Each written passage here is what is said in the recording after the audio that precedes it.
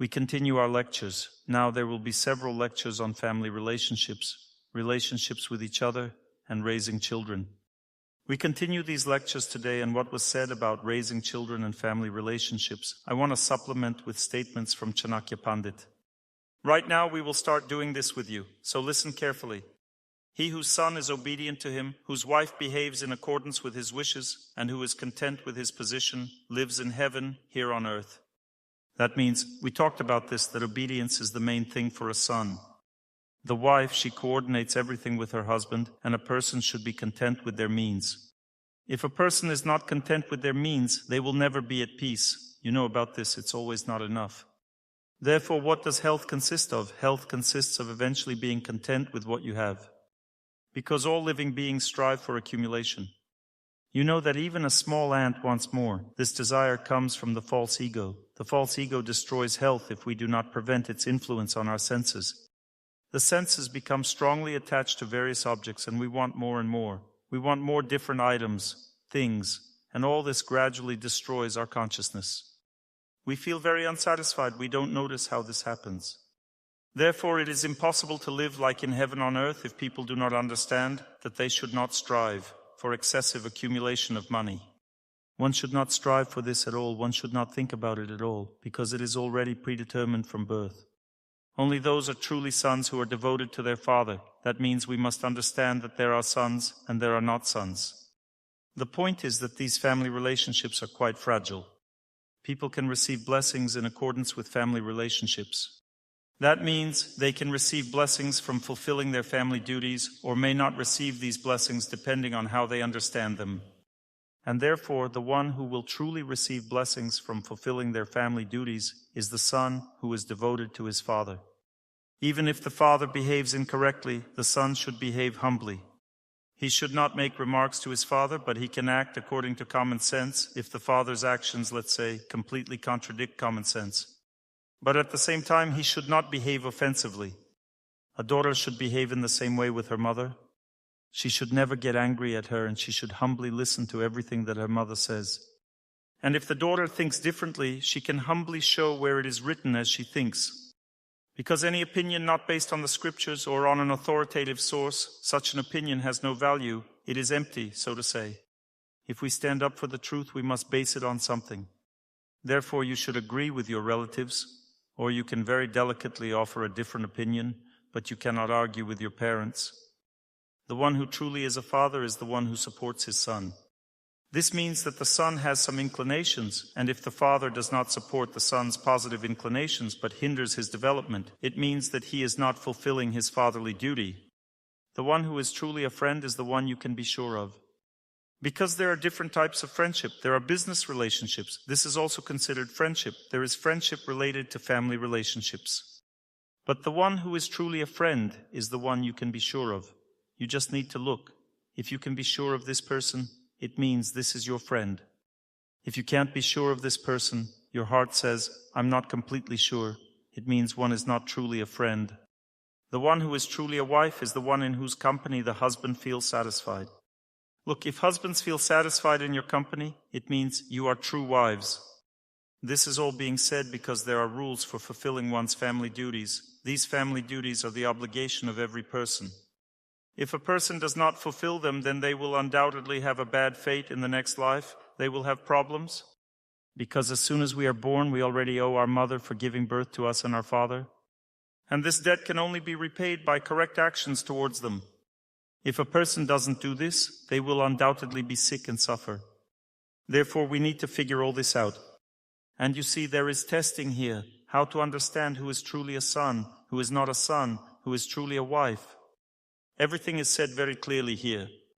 Indulge your son until he is 5 years old and use punishment for the next 10 years. But when he reaches 13 to 16 years old, treat him as a friend. Those parents who do not educate their sons are their enemies, for ignorant sons in a public assembly are like a crane among swans. We talked about this. Give your daughter in marriage to a good family. Always keep your son engaged in learning. Engage your friends in conversations about God. You should know this, who to engage with what. You shouldn't gossip with friends. This is a very sinful activity. Many diseases arise from this. You shouldn't talk with friends about who has what bad, what is lacking in our country, and so on. Nothing good will come of this. Although people may be endowed with the beauty of youth and born into noble families, without education they are like a palace flower, which lacks sweet fragrance. The following 5 quotations. Listen carefully to this statement. Lifespan. Lifespan, no one should say that they can live longer. Type of work. No one should think that they will have some other type of work. Wealth, education, time of death are determined when a person is still in the mother's womb. Therefore, we have nothing to grieve about. There's no point in thinking about where to look for work. It's all already determined. Lifespan is also determined, so there's no point in grieving about it. One should grieve about how you will live your life, not about how long you will live. Wealth is also determined, so there's no need to think about earning more. You won't earn more than what's meant for you.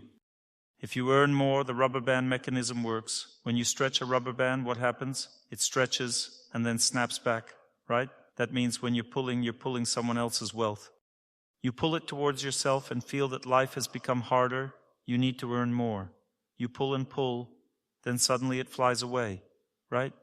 The dollar goes up, and everyone who was pulling the rubber band, it snaps for all of them at once. God makes it happen at once. He doesn't strain much to balance everything. There's no need to strain much. Therefore, we shouldn't think about becoming wealthier.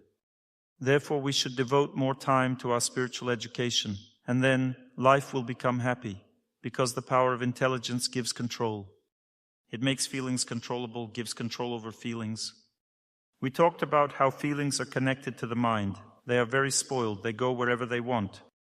We walk down the road looking at all sorts of combs, toothpastes, and even shampoos, although we're going for bread. When a person has a strong intelligence, one constantly cultivates intelligence, so one knows that they need to go for bread. Intelligence says, go for bread, you don't need to look around, because one knows that it destabilizes consciousness. Feelings start to attach to everything. A person then becomes immersed thinking, why can't I get to the bakery? It's become so difficult to walk. This is due to the fact that intelligence is not strong enough. Therefore, a person who cultivates intelligence does everything faster, what they want to do, and gets everything done with better quality and faster. This is called activity in pure goodness. When a person acts in passion, one constantly becomes attached to various objects. One is building a house and one needs to do something else in parallel, more and more, and one can't finish building this house. Activity in pure goodness is possible if a person constantly, every day, cultivates knowledge. That means that one studies the scriptures, replenishing the power of intelligence, nourishing the intelligence. Intelligence needs to be fed just like the stomach. You understand, every day it experiences hunger, it needs to be fed. Otherwise it goes stale, the intelligence. It withers just like the body. When it's not fed, it withers, becomes weak. Similarly, when intelligence becomes weak, the senses become uncontrollable and we can't do anything about it. Patients come to me saying, I'm restless, I can't do anything about it. This means that intelligence is not being cultivated. It needs to be cultivated, then the restlessness goes away. You need to tell your intelligence, do it this way, and that's it. You heard it in the lecture. And immediately calmness comes, hands stop shaking, everything is okay, calmness sets in right away. Therefore, you need to use this simple method of calming down. You don't need to take sedative pills. It's a very simple method. You need to read the scriptures every day. You don't need to read different books. You can read one about the truth. Books like the one I'm reading to you today. Therefore, knowledge is like a wish-fulfilling cow. Like a mother, it feeds you on your path. Therefore, knowledge is a hidden treasure.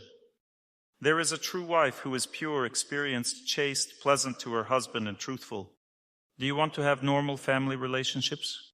We talked about how the wife determines what family relationships will be like in the family. The husband determines which path the family takes, which path the children take, what relationships with surrounding people are like. The husband determines all this. But the wife determines whether the family will be together and what relationships will be like in the family. Therefore, a true wife is pure. This means that her reputation is pure. This means that she doesn't speak badly about anyone. Experienced wife means that she studies, knows how to act correctly. Chaste, you know what that means. Pleasant to her husband means that she doesn't think badly of him. Bad thoughts arise naturally, because men and women are like opposite poles. If in life a man and a woman become fixated on each other and not on the purpose of life, if they don't walk side by side, but turn to each other and try to get pleasure from each other. Let's say the husband comes home and he sees that his wife is the only joy. He has no other joys in life, and he sees that she's not paying attention to him. He follows her around and says, "Why aren't you looking at me today?" And he starts to pester her. Thus this happens because there is no purpose. The same goes for the wife. If she has no purpose in life, she starts to pester her husband. That means that befoulment occurs as a result of excessive contact. This is a pattern. And because of this, relationships become even worse. Therefore, relationships should be minimal. There's no need to delve into all the little details of life. You just need to determine who is responsible for what. The man is responsible for ensuring that there are proper relationships with surrounding people, that children treat everyone with respect. The woman is responsible for ensuring that everyone loves each other and treats each other with love. All this is drawn in everyone's heart. Everyone knows what they should be responsible for. A woman shouldn't take a man's position, but should stimulate her husband to take his position. She needs to appear weak in front of him. And a man shouldn't show off in front of his wife. He should make it so that she looks beautiful in front of him, not on the contrary. Therefore, in this way, everyone has their own position, and this makes it possible to lead a pure life aimed at spiritual self-realization, spiritual happiness. Therefore, if, let's say, the husband or wife are not yet directed towards right things, then it's very simple. You just need to help them. I'm often asked what to do if in a family the husband or wife doesn't want to engage in anything, neither health nor spiritual matters. It's very simple. When you came here, mostly no one wanted to do this, but now you want to. You just need to talk in a pleasant voice, right? There is a first stage when a person starts to study something they like. They experience a state of fanaticism. They start telling their family members, "Why don't you want milk before sleeping?" They say, "Go to bed on time," shouting at everyone. And then relatives say, "Why have you become so aggressive after these lectures? Can't you talk to us normally anymore?" You say, "It's actually you who are bad and I'm good because I wish happiness for everyone." You see, many are laughing because this is fanaticism. In fact, a good person is not the one who heard, but the one who follows what they heard. Therefore, these lectures are designed to improve relationships in the family. This means that you need to be even more humble. If you come and see that your relatives don't want to do something the way you think is necessary, it means that there's no trust between you. We talked about trust, that the reserve of trust needs to be replenished. This means you should be more lenient and take care of your relatives. It's not, "I'm a good person and everyone should do as I think," but you should simply ask, "What do you want?" Then they will say, "Why have you become so nice?" And then you can explain, "This is how you should act." Therefore, a wife should be experienced, meaning she should know how to behave in the family, chaste, pleasant to her husband, and truthful. Then she fulfills her duty as a wife. She will undoubtedly have a favorable birth in the next life. Now we will start a topic called communication. This will also be a topic based on the sayings of Chanakya Pandit, and we will analyze these sayings with you. All negative energy comes through befouled desires. We want what we shouldn't want. We don't wish good for our relatives. We want more than we're entitled to. We're in a state of pessimism and depression. This arises as a result of degradation, lack of knowledge. Therefore, now these statements will cleanse our hearts and we will gradually recover with you. This happens imperceptibly but surely. All of you who attend lectures, you all know that this happens, right? Gradually it becomes easier to live imperceptibly, somehow by itself. Therefore, you just need to cultivate knowledge, continue in the same way, and everything will be fine in the future. There is no disease as destructive as lust. This is the most destructive disease you should know. If you are suffering greatly, think if you have this disease. There is no enemy equal to blind passion. What is blind passion? You need to know exactly. You all know what lust is. What is blind passion? Blind passion is a passion that is not based on spiritual knowledge. Passion can be based on false ego and on intelligence. How to determine passion based on intelligence? A person who is passionate about something related to intelligence, their senses are calm. For example, a person knows that one needs to go to a lecture, right? Their senses are calm. But when a person is passionate about the wrong things, they have problems with their senses. They start shaking, becoming anxious, carried away by the wrong things. Do you see the difference? If someone is passionate about the right things, they feel calm. They know all they need to do is attend the lecture, sit down, and that's it. No problems arise. But when they are carried away by the wrong things, feelings become agitated. The child starts screaming, "Mom, I want candy, I want it." Feelings get stirred up. This means the passion is not based on intelligence. It's driven by a false ego. It means there will be illness. This is where illness begins. There are many different paths to this illness, but in general, it always comes. You just need to know that it will come. For instance, if someone craves cake in the evening, they will have a metabolic disorder. If they want to buy extra clothes, they will need to earn more money. Because they are allocated exactly as much money as they are meant to have, but they bought extra clothes, so something will be lacking. They will need to work harder. Excessive tension makes a person lose strength. They become weak and say, I constantly don't have enough money. In reality, there's always enough money. It's determined from birth. What's lacking is an understanding of how to use it. There is no fire equal to anger. Remember that. If you see a person burning out, you know it happens sometimes that a person burns out. They start to fade, wither, and burn out. Nothing is left of them. They lose weight and become very weak. Most often this happens due to anger, inner rage. This kind of anger burns a person immediately. This happens quickly, very rapidly, within a few days. You'll see, it's most often because they got offended by someone. They might say they've been jinxed, but in reality, they jinxed themselves. They need to stop taking offense and getting angry. Then the person will immediately start to recover. You should tell such a person right away, there is no fire stronger than anger. Anger burns everything without a trace. Anger burns all that is virtuous, all that is good. You have some good family relationships and a good job. Everyone knows we'll always have this. No problems. I'll have a good job. No problems. I'll have good relationships with my husband, with my children, if there are any. No problems, because I'm a good person. But remember, if anger takes hold, all of it can vanish. It can all burn without a trace. Nothing will remain. No job, no relationships with children, no health, nothing. This is the most terrible enemy that burns everything. Therefore, we must be careful. There is no happiness equal to spiritual knowledge. This is a secret. Someone might say there is, but it's a secret. This secret can only be understood by those who practice it. Try practicing spiritual knowledge, and you will see that no other happiness is equal to spiritual knowledge. There is external happiness. A person who has external happiness laughs loudly, tells some brash jokes, and behaves provocatively. They dress provocatively and show success through their behavior. They walk very arrogantly. They have a proud gait, a widely swinging briefcase, and a very beautiful tie. They have a calm, self-confident look. A person who possesses true happiness usually doesn't show it. True happiness lies within, but people can see it.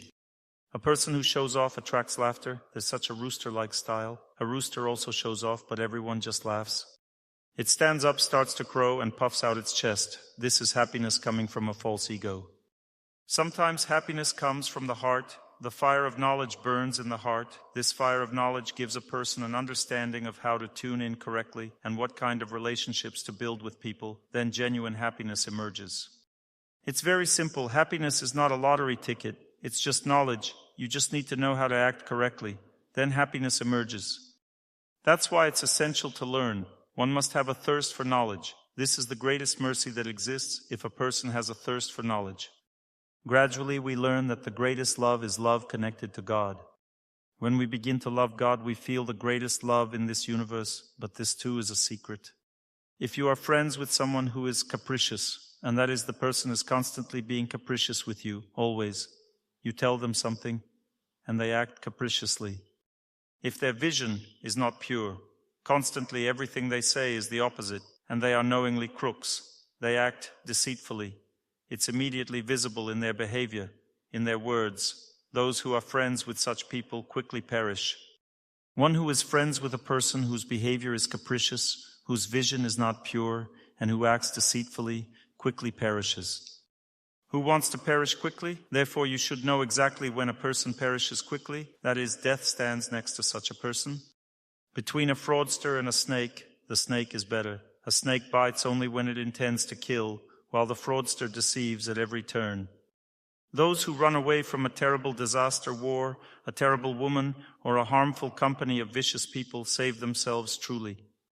A person without religion and mercy should be avoided. If a person has no religion, they should have mercy. If a person has neither religion nor mercy, relationships with such a person should be rejected. I don't mean family relationships, I mean external relationships outside the family.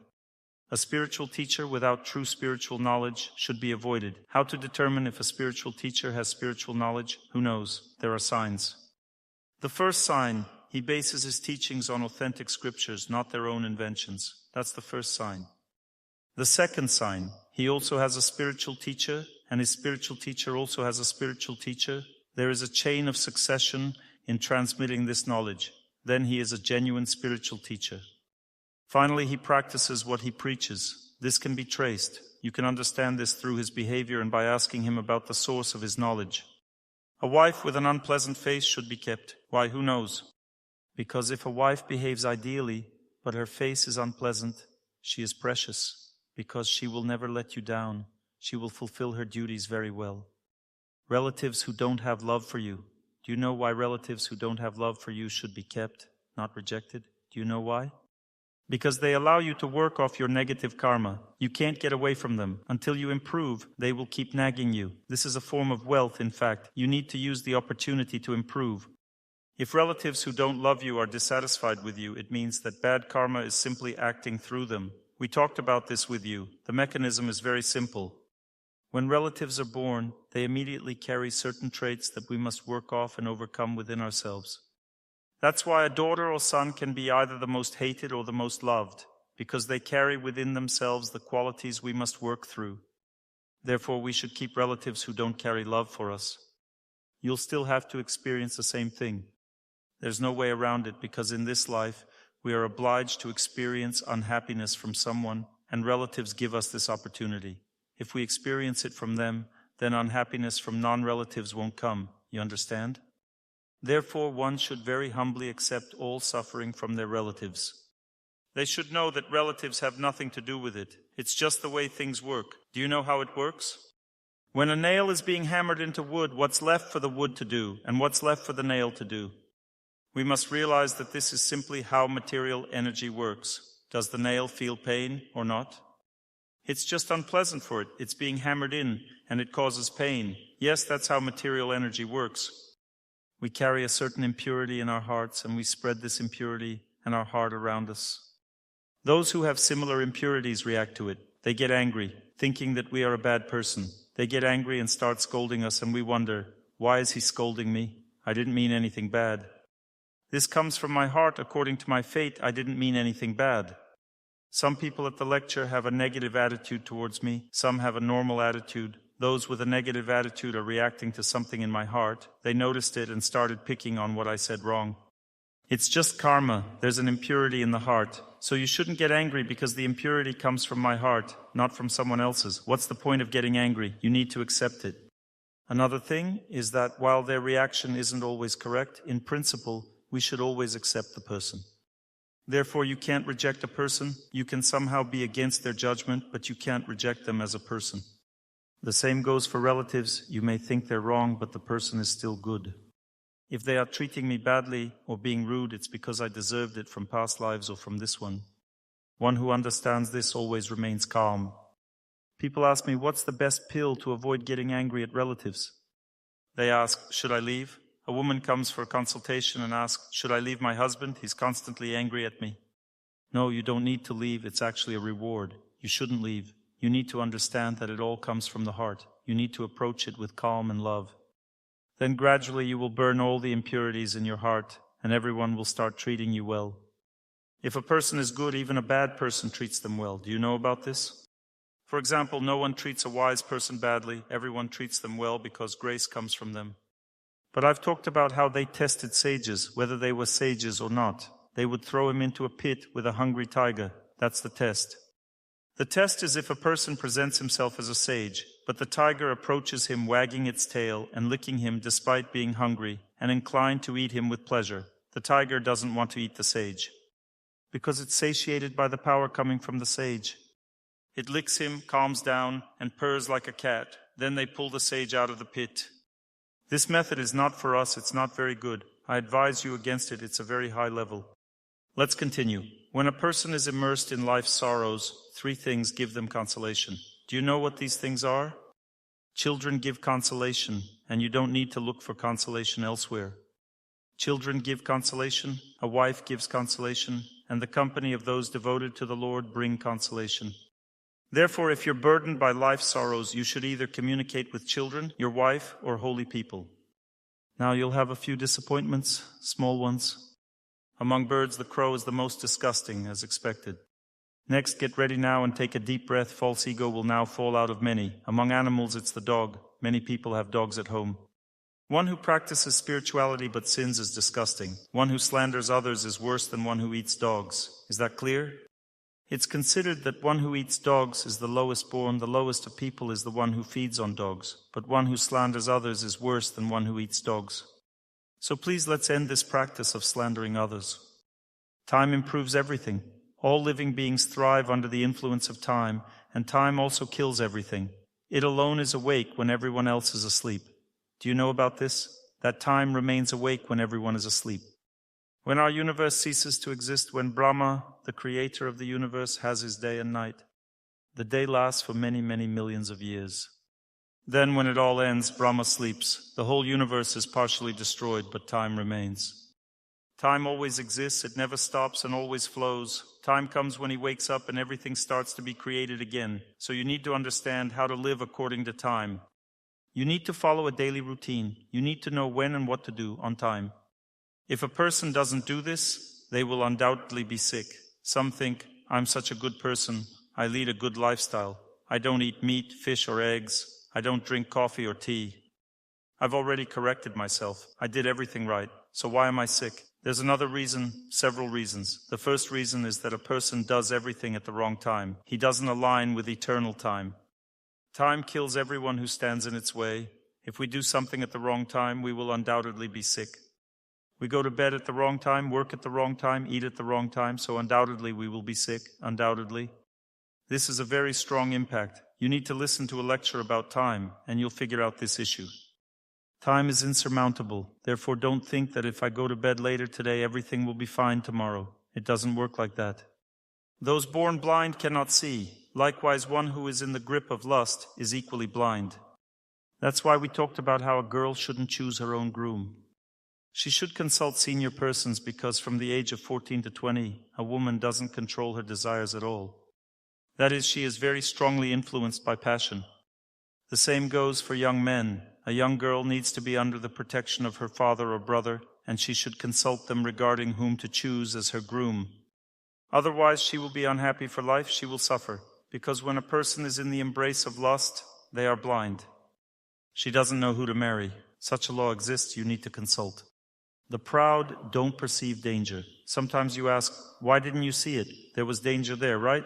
The proud don't perceive danger. Let's say you're walking in the evening and meet several characteristic young people. Do you know how to determine if a person is aggressively disposed towards you or not? You need to look at them into the distance. If you see that they're looking at you from afar and they're walking arrogantly, there are two options. The first option is that they will do something bad to you. God always warns in this way. He shows it from afar already. The second option is, if you're not proud, you'll simply turn away and avoid meeting this person. This is what intelligence is about. The proud don't perceive danger. Those who are inclined to accumulate wealth don't see sin. Be very careful not to be overly focused on accumulating wealth, as it blinds people to their sins. They don't see sin in their actions. The spiritual soul follows its own karmic path, and it experiences the good and bad results of its own actions. They get tangled in their own life and eventually untangle through their own efforts. Who is a spiritual soul? Who knows? The spiritual soul is all of us. We are spiritual souls, but here we are under the influence of material energy. We are inside the body. It's not that the soul is inside me, as some believe, but I am inside the body. If someone asks you, where are you? Say, you can't see me. That would be the correct answer. We are souls residing inside the body. We are spiritual, therefore we never age, never die, and no weapon can harm us. Why doesn't a person fear death? Do you know how to not fear death? Is it possible to not fear death at all or not? And when does this happen? Correct? It happens when one knows they are a soul. Who here wants to lose their fear? Are there such people? Do you know what causes fear? Do you know that most diseases arise from fear? People age from fear. Their hormonal functions wither, and they physically age from fear. So what causes fear? It's because people don't realize they are a soul. When they realize this, they are no longer afraid. What is there to be afraid of? They are not afraid for themselves nor for their relatives. People come to me saying, I'm very sick because my daughter's son, husband, or father died. But they didn't die, they are alive. What do you mean they didn't die? Look, they are dead, right? No, they didn't die, they are alive. Only the body died. It's no longer needed. When you throw away a broken chair, do you cry over it a lot? The body's like that chair, in both literal and figurative sense. You shouldn't love it too much. If you don't wash it for just one day, it starts to smell. You shouldn't love it excessively. You should treat it with respect because it's given by God, but you shouldn't love it excessively. When a relative dies, we should love the soul of the close person, the soul itself. We should love and therefore be in a state of even greater tension. When a relative dies, we should remain very vigilant and collected. If a person cannot stay composed when close relatives die, they experience remorse. Why do people feel they are behaving wrongly when a loved one dies? Because they need to be collected and prayerful. One should pray in a very sublime state because it's an exam. When a person dies, they are taking an exam. Whatever thoughts fill the mind at the moment of death determine the body they will be reborn into. Those last thoughts in the mind at the moment of death are the exam. When someone is dying, you need to create a divine atmosphere around them. Divine music should be playing, and everyone should be happy, so that they have happy thoughts in their head. This is very difficult. It requires a lot of effort. When people don't do this, they later feel disappointed and end up with various diseases. You need to remain focused when a relative is dying. You need to know that they are not truly dying, but simply leaving a body that has become useless. Would you keep a broken chair at home? You would throw it away. There comes a time when the body is no longer useful and needs to be changed. Who said he can't be immortal? The soul is immortal and even the body can be immortal. It's just that this is not the place for an immortal body. Immortal bodies can only exist in the spiritual world. When a person enters the spiritual world, they have a spiritual body there that doesn't die. But this is not the spiritual world. Here, everyone dies. When a person goes to prison, they can beat their fists against the wall and shout, "Why am I in prison when others aren't?" Those who have been in prison understand this. Or even lying in a hospital, you might think, well, why am I in the hospital? I often had such thoughts in my childhood. Why am I in the hospital and everyone else isn't? For the same reason we are here, there is a reason for it. Who knows why we are here? Exactly. We didn't want to serve God, we envied Him, and we received ourselves as gods. We received a false ego, and with it came a body. The false ego says, you are God. When a person is born, if you offer them something, they grab it. If you take something away from them, they start crying. They feel like everything here is theirs, that everything belongs to them here. They perceive themselves as God, but they don't admit it to themselves. If you tell a person you're a fool, they'll be offended. Even a very humble, intelligent person will think he said something wrong. This is how the false ego works. It says, you're a god. Why are they talking to you like that? We don't recognize this part of our character. We say, no, I don't say that. But if someone insults us, it manifests. You know what I mean, right? Why not say, yes, I'm no Shakespeare. Yes, I'm really not that smart. So why not react like that? Because it's very difficult. No one likes harsh words, and people will definitely react badly. It's inevitable 100%. We should talk about the need to know that we are not the body, although people might react badly to this as well. Why don't we want to die? Because we are overly attached to our bodies, even if they're already completely rotten. Where does this come from? Ignorance. A person shouldn't be overly attached to their body. They should know they will leave this one and get a new one. What's the issue? So what if they die at 20? It just means it's their time. Do you know that good things are prepared for those who die young? If someone is told, listen, get a 3-room apartment, why do you need a 1-room? It's like the soul being told, get a 3-room. We've already made it for you. But then the neighbors say, no, you're such a good person, don't leave us. And the person responds, no, I need a 3-room. I don't want to stay in a 1-room anymore. A person can pass away at 20 because it's time. They're moving to that 3-room on heavenly planets. What's bad about that? Who said it's a bad thing? It's just that we don't know, so we suffer from ignorance. Even believing this is hard for us. You're listening now, and there's a look of disbelief on your face. This can't be true. Everyone is afraid of going to hell. But if someone dies and goes to hell, what should be done? Should we cry? No, we should pray for this person. They leave hell, especially when a son prays for them. I talked about this in previous lectures. Again, it's nothing terrible. A person won't be in hell forever. According to the Vedas, It's written that one suffers for a certain amount of time, then ascends further, moving upward. So everything happens fairly and calmly. There's no need to fear anything. The most important thing is that a person doesn't forget that they should develop love for God within themselves. Devotees say, "It doesn't matter where I will be born, as long as I don't forget God." Because a person who remembers God will always experience a state of happiness wherever they are born. And now we come to the next statement. Happiness and peace are attained by those who are satisfied with the nectar of spiritual calmness. For whom is the nectar of spiritual calmness unattainable? For greedy individuals who are restless and constantly seeking more, they can't stop due to their greed. The following 4 qualities of heaven's inhabitants can be found in the inhabitants of this earthly planet. The first quality is mercy. Do you know what mercy is? There are 3 types of mercy: mercy and passion, pure goodness, and degradation. Mercy and degradation is when a person gives to someone who will drink away their money. This is mercy and degradation. A person is begging, "Please give me something," but you can smell alcohol in their breath. You shouldn't give to such a person. If you do, you're committing a sin. They will drink again and make it worse for themselves and for you. Mercy and passion is when a person does charity for their own glory, to become famous. They tell everyone, "I donated this much and that much to this temple." They hang a certificate on their wall and boast to everyone. This type of mercy doesn't bring positive results, nor does it bring negative results. It's simply a pointless activity. Mercy and pure goodness, however, yields 1,000-fold results. If you give money to a truly needy beggar, you will definitely receive this money back. If you give to a spiritual program, you will receive 10-fold or even more of this money in return. But if you give money to a pure, dignified person who loves God and has already developed love for God, you will receive immeasurable wealth after this. Think of it like Sport Lotto. It's not what spins in the roulette, but to whom you donate. You can play this kind of Sport Lotto. You just need to know exactly who you're donating to and you'll receive a lot in return. That's how people used to do it. People who had means, they acted this way, not by robbing others. From that, on the contrary, you lose everything.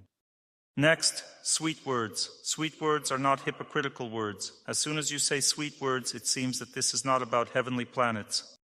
True sweet words come from a sweet heart. A sweet heart comes from being sinless. If a person has sins, they don't have sweet words. You hear them speak sweetly, but this sweetness causes aversion. Why? This means that they carry sins. You should speak genuinely as you are. You need to speak from your heart. As you are, that is how you are. Sweet speech arises when the heart is pure, and this allows a person to have no enemies. The person who has sweet speech has no enemies. This is a very sublime quality. It means the person is sinless, but there are also other types of sweetness. You need to check what kind of sweetness it is. If sweetness arises in the lower centers, it means the person is simply flattering. But if sweetness appears in the head and spiritual happiness emerges, it means the person is speaking sincerely. Worshipping the Supreme Personality of God is another quality from the higher planets, when a person worships God. This means they are already engaged in this as in heaven, here on earth. Satisfying the needs of priests is another one. Some people ask me, why do you heal for free? Some get angry and envious. They say, "I'm also a good person, I'm also poor, treat me for free too." This is about satisfying the needs of a priest. If a priest drinks, it means he's a hypocrite, not a priest. A priest should not drink. The following qualities of hell's inhabitants can be found among people on earth. Strong anger is a quality of hell. It's a sign a person will undoubtedly go to hell. If someone is very angry, we should feel sorry for them. There's no reason to be angry at them. We should just feel sorry for them. They will undoubtedly go to hell. Therefore, treat such people very gently. Harsh speech. Harsh speech is the sister of death. Harsh speech is called durukti in Sanskrit. A person who has harsh speech leads a very dangerous life. They can die at any moment. Enmity with relatives is also a trait from hell. Such a person also goes to hell. No matter how badly relatives behave, one should treat them with love, kindness, and calmness. Keeping company with a scoundrel is another. If someone has such company, they should leave it and distance themselves. Otherwise, there will be problems. Serving people with low aspirations is another one. You shouldn't serve people with low aspirations. This doesn't mean quitting your job because you have a bad boss. You serve your work. It happens that a person serves personally. They can help, for example, to cheat on someone or arrange infidelity for another person. This is called serving a person with low aspirations. A person who does this goes to hell. A lamp consumes darkness, so darkness makes the lamp black. In the same way, according to the nature of our diet, food can be in pure goodness, passion, and degradation. We produce offspring with corresponding qualities. Now I will explain this in great detail. So the lamp consumes darkness, light reigns. If there's liquid in the lamp, kerosene or gasoline, soot appears. Gradually the lamp becomes more and more covered with soot, and light no longer radiates from it. Over time, it generates darkness, although it's still burning. Similarly, a person who eats impure food, which is in degradation, produces ignorant offspring who are in darkness. What food is in degradation? Who knows? Meat, fish, eggs. Which child said coffee? That must be a saint. All children love chocolate. This is a very elevated personality. So when we eat such food, we produce offspring with qualities of degradation. If we eat food in passion, what food is in passion? It's excessively spicy, excessively salty, excessively sour, or excessively fried. When a person eats something at the wrong time, this is also nutrition in passion or degradation. Food that a person eats in a mean state of consciousness when they're in a great hurry, being rude, when a person eats and discusses something bad, or when the person is angry at everyone. This means they are in passion or degradation even if they're eating good food. In this case, they produce offspring with corresponding qualities. Don't be upset. Next time, eat properly. That way you'll give birth to who you should. If you want to be free from the cycle of birth and death, then discard objects of sensory pleasure like poison, and instead drink the nectar of patience, righteous behavior, kindness, purity, and truth. Once again, I can repeat this 10 times. If you want to be free from the cycle of birth and death, in other words, to move towards the spiritual world, then abandon sensory pleasures as if they were poison. What are objects of sensory pleasure? It's when you feel restless and say, I want a car, I want a house, I want a different job, I want a different wife. You crave something better, but don't even know what it is. In this case, a person is not free from the cycle of birth and death. Did you know that just as we accumulate money in a bank, desires accumulate in a person's body? Yes, desires accumulate. According to these accumulated desires, they materialize in our body, in our hearts, taking form as our subtle body. The subtle body collects and embodies these desires, transforming them into matter. Our desires turn into matter, and this happens through the contact of objects with our senses. The senses have a subtle material nature and can become contaminated by improper objects. Just like a fly gets its legs dirty by landing on something unclean, the fly of our thoughts lands on negative things and becomes contaminated. Since the senses are material, when they contact something negative, this energy is transmitted to our hearts and changes our subtle body, understand? The subtle energy body is befouled, all this accumulates, and depending on the state of the subtle energy body, we get such a body in the next life. Depending on this state, God arranges exactly the body that the person wanted. You see, no injustice. For example, if someone constantly says, I want to eat, and can never get enough. They want more and more, even if their stomach is full, they still want to eat. They've filled themselves up, but still desire food. They might say, I'm missing some nutrients. In reality, it's just insatiable greed.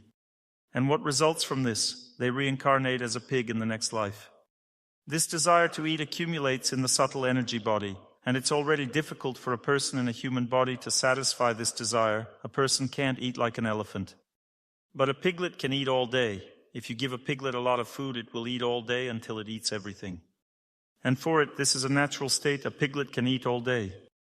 But a person can't, maximum 40 minutes. Well, an hour? Well, 2, no more. It's already difficult to eat for more than 2 hours. But if a person has eaten for 2 hours and wants a third, then he puts a small pig-like mark in his heart in the subtle energy body. And in the next life, they are born as a pig. Similarly, a person constantly desires sex. Thinks of it constantly, wanting more, and then reincarnates as a dog, since a dog can indulge all day long. A human can't. They lack energy. This is how birth and death occur. That means a person is born in such a body. If a person wants to sleep a lot, he is born as a bear. Why does a bear sleep for half a year? Because he wanted it before. The question of whether he wants it now is another matter, but he wanted it before. Therefore, if we wanted something before, we should think whether we should want it, yes, if we start to want, because all this is stored. So to be free from the cycle of birth and death, discard sensory pleasures, as they are poison. What happiness is there in being a pig? Drink the nectar of patience instead. Drink the nectar of righteous behavior. When we listen, we gain the desire to act correctly. For example, you come home and see that your husband is drunk or your child got a bad grade. You think, I shouldn't be angry. I should be patient and ask the child, maybe you didn't feel like studying. How can we make you want to? Let's work together to find a solution.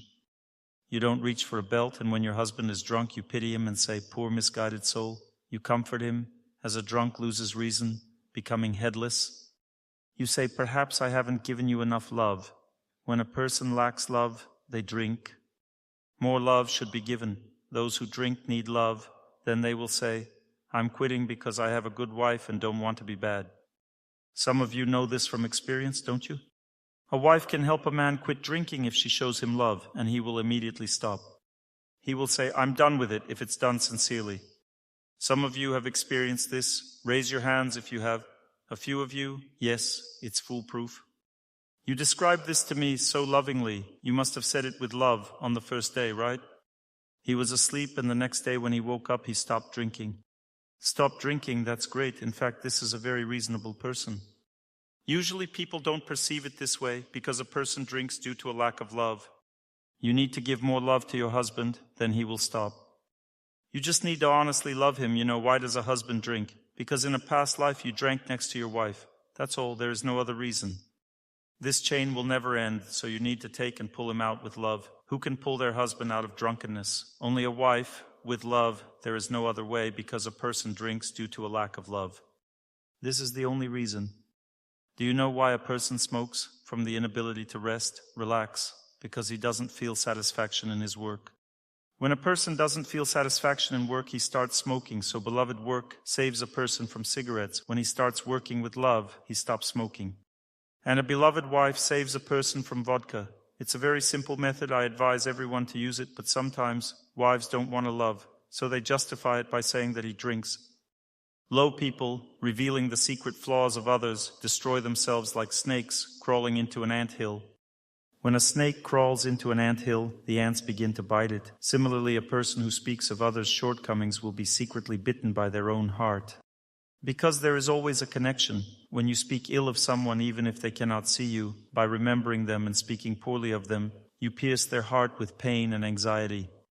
But they don't know why they feel anxious, they don't know. But their anxiety in turn pierces you with the power of their worry. Thus it comes back to you. These like ants. Their bites go unnoticed at first, but then the snake's skin peels off because of the acid. We should not be like those snakes. We should not secretly reveal others' shortcomings because the same will be done to us in turn. One who is mired in family life will never gain knowledge. Do you know what this means? A person says, I simply don't have time to attend lectures. You know, such a thing doesn't exist in nature. A person has a certain amount of tasks, a certain amount of time for learning, a certain amount of time for this and that. It's all arranged in nature. God has given this time. But when we crave material things too intensely, we start thinking of how to make more money, how to accomplish more material things, and so we cannot gain knowledge. And what is a person without knowledge like? Like a swan without wings, or like a goose among swans. They find no happiness. Without knowledge, there is no happiness. See how much we're learning today. Happiness gradually increases in the heart. Now again, there will be more knowledge. Focus, everyone.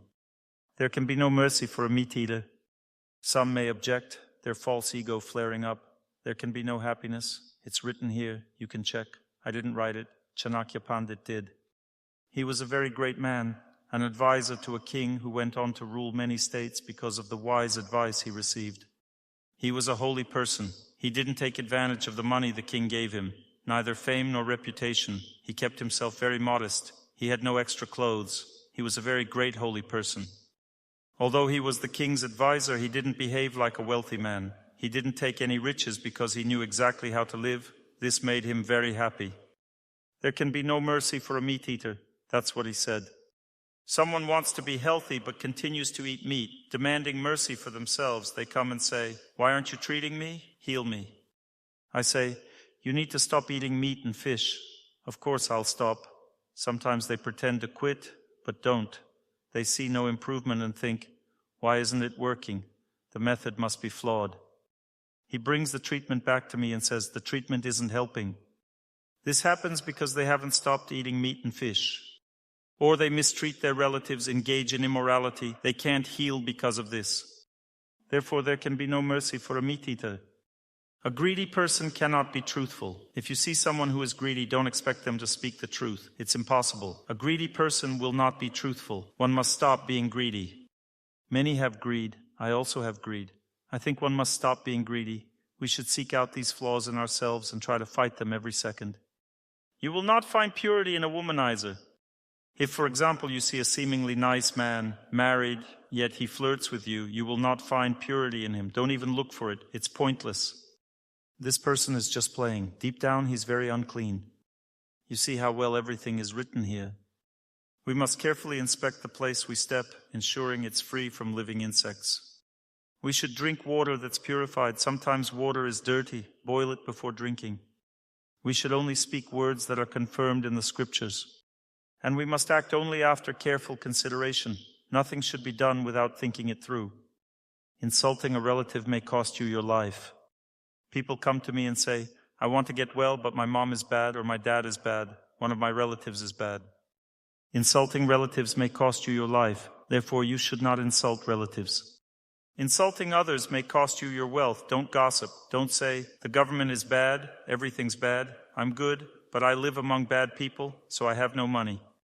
No, it's because we speak ill of others. Insulting rulers may cost you everything. Insulting a priest may destroy the entire family.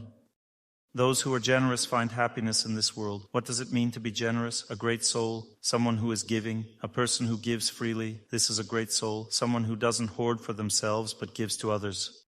Generosity is giving, not taking. We should strive to give, not to take, to serve, not wait to be served. And then a person becomes generous. What happens to them? They find happiness in this world. We don't realize this. We think the more we take, the happier we'll be. But no, it's the opposite.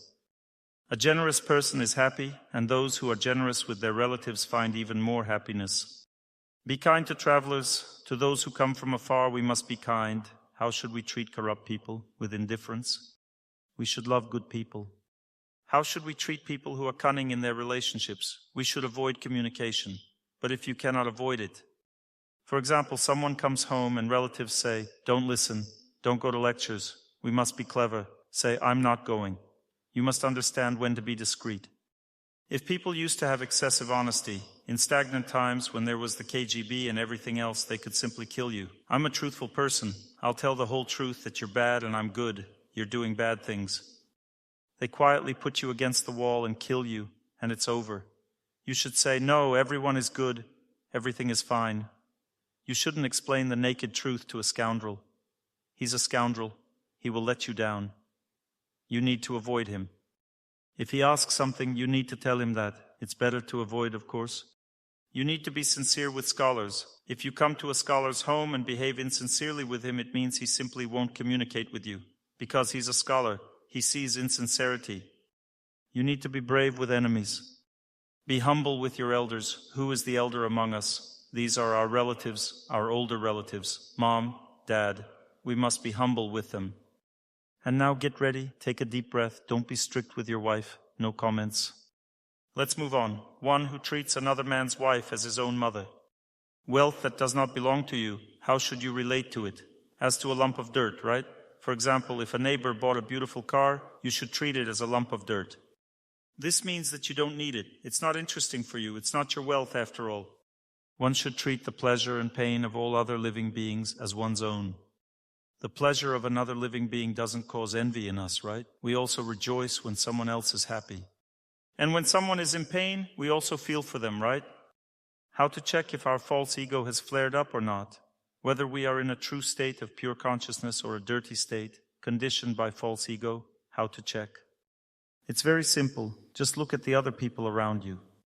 If we treat another person's pain as our own, it means that the false ego is not present now. It has not clouded a person's intelligence. If we treat another person's joy as our own, this means that the person is in a good state of consciousness. So one who treats another's wife as his own mother, how to stop feeling lust, how not to be promiscuous, there is only one way. For this you need to treat all women who are not your wives as mothers, not as daughters or girlfriends, but as mothers. Wealth that does not belong to you should be treated like dirt. and the pleasure and pain of all other living beings as your own, truly sees things in the right light, and he is a true scholar. Clear? Those who act in this way, all these things that have been mentioned now. It's very simple. Look, there are several vices that destroy everything. Lust for another's wife, envy for others' wealth, and anger towards other people. These are the main vices. Those who treat another man's wife as their own mother, wealth as dirt, and the pleasure and pain of all others as their own, truly see things in the right light.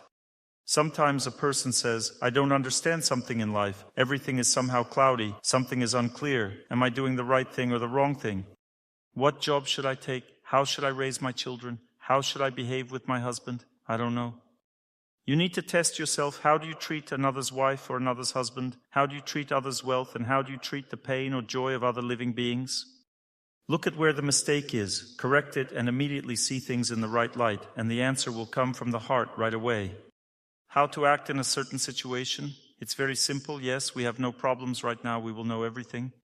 A person should not worry about food, meaning when we go to the store, we shouldn't worry. Whether there will be sausage or not, whether prices have gone up or not, whether oats appeared in the store or not, oats appeared, right? They appeared, so you don't need to worry about it. You don't need to worry about food. So what should a person worry about? Who knows? A person should worry about being engaged in spiritual self-realization. The food for each person is created for them at their birth. When a person is born, all the food is already there for them. There should be no worries. Do you know what most diseases mainly arise from? From thinking that we won't have enough of something. Do you know when we lack? When a person is excessively greedy, that is when we then do not have enough.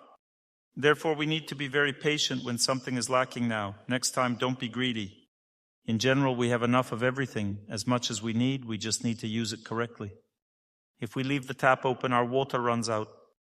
God gave us a certain amount, the water runs out, and next time there will be no water.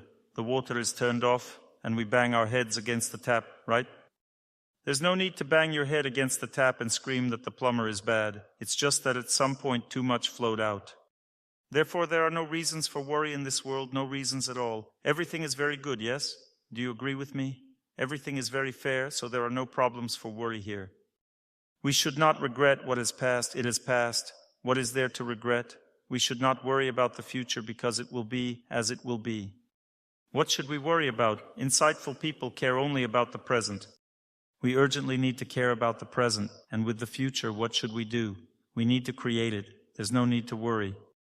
We just need to do now what will be later. If a person behaves truthfully now, then they won't be deceived later.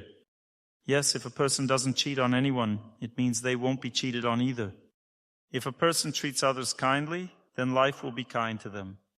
Yes, thus there is no need to worry about the future. You must do what you need to do, and then in the future, everything will be as it should be. Do you agree with me? It's very simple, so there's no reason to worry at all. Why think about what will happen tomorrow, right? We need to do what's right today, and tomorrow will be what it should be. It's all very simple. This is what planning is about. You can plan for yourself all the best things that exist in this world. Plan everything for yourself, all the best. Someone is planning a car right now. No, that's not our business. Plan the best, greatest happiness for yourself and act honestly, and it will come to you. Very simple. We need to act correctly now as we should. For this, we need to know how to act correctly. You see, it turns out that eating meat is not right. This is incorrect. Let's continue. Separation from wife, disfavor of one's own people, an enemy who escaped in battle, serving an immoral ruler, poverty, and an uncontrollable crowd. These are 6 enemies. If they capture a person, they will burn him, even without fire. I repeat, separation from wife, disfavor of one's own people, an enemy who escaped in serving an immoral ruler. This doesn't mean that we should stop serving our ruler, flee the country. We just need to serve spiritual knowledge. We live in this country and serve spiritual knowledge. Then the king, the ruler who rules here, will receive goodness from those of his subordinates who engage in this. Poverty. When is a person poor? When there's no diligence. We also know the saying, there's no poverty for the hard-working. One who loves to work because he loves to work, not because he loves money. Meaning some work for money, thinking, I will work now because I need money. Such a person gains poverty. The one who works because he loves to work, there is no poverty for him. You see how everything is very simple. Poverty and an uncontrollable crowd. If you see that the crowd is running, don't go there. These are 6 enemies. If they seize a person, they will burn him even without fire. Therefore, if something is given and the crowd runs, do not run. Danger. Trees by the riverbank, a woman in another man's house, and rulers without priests or advisors undoubtedly head toward swift destruction. A woman in another man's house finds herself in a very bad situation. Do not associate with fools, for as we can see, a fool is a 2-legged animal. Like invisible thorns, he pierces the heart with his sharp words. You see, piercing the heart with his sharp words, this is what a fool does. A thought may be unpleasant until it catches up to you. We will discuss this now. But when it comes to you, try to reject it without hesitation. The thought is on the sidelines. I will explain this using the example of a young girl. A young girl always has the thought on the sidelines that she needs to get to know this boy and go somewhere with him, to engage in something inappropriate. She always has such a thought, and she sees that this thought is bad. This thought is always unpleasant until it catches up to her, but when it has already caught up to her, when that moment comes, try to reject it without hesitation. Because at that moment, a person no longer sees that it is bad. When the thought catches up to them, they can't see it anymore. For example, a person has stopped drinking, and the thought catches up. Drink. He says, no, that's bad. He doesn't like it. But when it has caught up with him, it has already come to him and says, that's it, drink.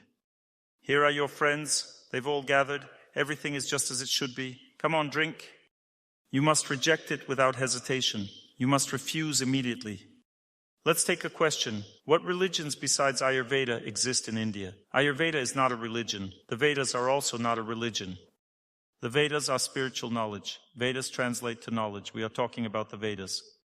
There are many religions in India, just like in Russia. Religions can be of 3 qualities: in passion, in pure goodness, and in degradation. When a person worships God in goodness, he loves all living beings, including those of different faiths. Meaning people who worship differently than he does, he also treats them with love. This is worship in goodness. When a person doesn't treat those who love God differently from him with love, then this worship is in passion. If a person doesn't follow the rules of worshiping God, drinks while doing so, and says that he is a Christian, it means that this person worships in degradation. In India, there are also such religions, in passion, in pure goodness and degradation, very many. You promised to tell me about other forms of life. If possible, could you elaborate more on your religious views? In the Vedas, one episode is described. There were 4 brothers, and they came to a place ruled by the god of death. This place was secret. There was a lake there. They came, and all 4 were very devout. They were experiencing strong thirst, and a voice from the sky was heard. When the first brother approached the water, he was told, "Don't drink." He drank and died immediately. Then the second one approached, and he was also told the same. He couldn't resist and drank because he didn't listen. The third did exactly the same. Then the fourth, who later became one of the most righteous kings on this earth, his name was Yudhishthira, approached and was told, "Don't drink." He saw his dead brothers didn't drink, and he asked for them to be revived. And he was told, "Answer 3 questions." And here was one of the questions. What is the truest religion on this earth? Do you know what he answered? He answered, kind-heartedness. Therefore, my religion is kind-heartedness. God can be worshipped in his various incarnations. I love God in all incarnations. How about you? Is it necessary to go to church, perform rituals, or can one believe in their soul and follow the commandments? One can believe in their soul and follow the commandments, but it's necessary to communicate with holy people. If a person does not engage in communication, he is like a crow. He will not be able to progress in spiritual life. It is not necessary to go to church and perform rituals. Sometimes a person does not understand, so it is not essential for him. Can I wear stones as jewelry that suit me? Yes, you can. Now we will start a topic. It will be related to what our family is, our society, raising children, because this gives us more diseases than how we eat. Diet is not of primary importance because our main concept is that we seem to live based on what is connected to the body. We put clothes on it, put shoes on it, and everything related to it is what we consider life. But in reality, we mostly live not by the physical body, but by the subtle energy body. If we stop thinking, life ends immediately. Do you agree with me? A person cannot live without thinking, without understanding things, without other people, and thus the main problems arise in this area. Not in the area related to what the body eats, how it is clothed, or the conditions it sleeps in, but in the area related to our values, our lives, and the people around us. Therefore, we must understand all of this. In past lectures, we briefly discussed all of this, and now we will speak in detail about many things that will be revelations to many of you. In this world, our universe has its own structure and organization, just as we have a body. We have a body, arms, legs, head, and internal organs. Similarly, society has the same subtle structure as our body. This structure is immutable, and no matter how many laws we create as a result of a certain disposition of people, everything ultimately depends on the time in which we live. If we create certain laws based on our views, it may seem that way to us, but in reality, laws exist independently of us, and similarly, the laws of social life exist. This exists independently of us. This was created at the time of the universe's creation. Therefore, just as a human body is structured, there are 4 categories of human society, and these 4 categories must interact with each other. If even one category does not exist or is inactive, then all others suffer extraordinary hardship. So, in our structure, there is a head. Similarly, in human society, there is a head. The head is the scientists, the saints. These are the people who think, and their actions are carried out through speech. That means that they speak. This is the essence of their actions. If we don't understand that a head is needed, and we think that the person who speaks is not necessary, this means we are living without a head. If someone says he is not needed, there is no point in feeding him. He does not work. He just talks. How do you recognize a person in this category? It's very simple. If when a person starts speaking it has great value for everyone, then this person can live simply by explaining something. These are the people who belong to this category. We all may want to belong to this category, but if we speak and quit our jobs in this case and start speaking, if we starve and no one listens to us, then we don't belong to this category. Only if someone finds it necessary and someone will listen, then this person possesses such qualities. They can work solely by explaining things to others. Thus there is a head. Its qualities: the head represents scientists and priests. The qualities of the head: the most important qualities are holiness, incorruptibility. A person can be considered the head of society if they cannot be bought and follow laws. Not the laws we want to create or that society created, but the laws that actually exist. Anyone can call themselves a scientist or priest, but if they don't follow the actual laws that match the true structure, the social structure of our universe, then this person is just a hypocrite if they don't really know how to do it. Therefore, such people who are the head of society must know, and their ignorance is not justified by anything. They must know. This is their most important duty. They must know exactly. Therefore, they must possess the appropriate qualities. Their power of intelligence must be at a very high level. How to determine if a person knows? It's very simple to determine. We have an oversoul inside us, and it tells us what we should do and what we shouldn't do. For example, we attend and start listening to some information, and sometimes it's uninteresting, right? This means that the oversoul is not prompting. There are 2 scenarios when it doesn't prompt us to listen. First scenario, we ask it. We say, "Please, I don't want to hear anything that contradicts my views," and the oversoul grants forgetfulness. It says, "If you don't want to, don't listen." Then the person sleeps during lectures. The second scenario, the person can't listen to someone who doesn't inspire them. The oversoul tells this person, "Don't listen to him. He's saying something that's not needed." And so we can't listen, we fall asleep. The oversoul always tells a person to listen if it's vitally important for them. Therefore, vital knowledge is something we want to hear. That is the criterion. Therefore, if you go somewhere to listen to something and it's not interesting to you, why listen then? It means you can leave. If it's not interesting, then you can leave. There's nothing to listen to. Because interest arises from the oversoul. When knowledge is valuable, then it's interesting. When is knowledge valuable? When it's applicable.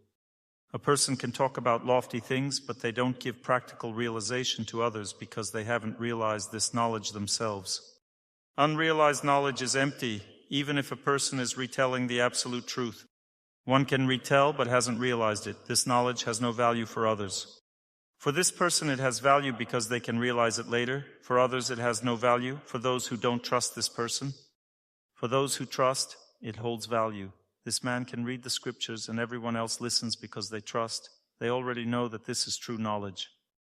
They know, but there are people who don't know yet, don't trust. Then for them, when a person speaks without understanding the meaning, the listening has no value. They will not be able to grasp the truth from it. A person who possesses such qualities of awareness, meaning he is aware of what he says, only such a person can hold the position of a head in society. The head in society is not the one who manages. To manage means to guide with hands. The manager is not the head, it's the hands. The head is the one who stands apart. The hands do, the head observes. Therefore, scientists stand apart. They should not be involved in politics just like priests. They should be linked to diplomacy, to state management. They must stand apart, be incorruptible, and possess true knowledge. How to check if a person possesses true knowledge or not? A person comes and says, I am the Supreme Personality of God. How to determine if a person possesses true knowledge or not? By their actions. By how they act, how they walk, how they speak, how they do something. This person is determined by their actions. By their actions, not by what they promise, but by what they do. We need to study and observe who possesses true knowledge and who does not. Today we will talk a lot about the statements of Chanakya Pandit. He is a great saint.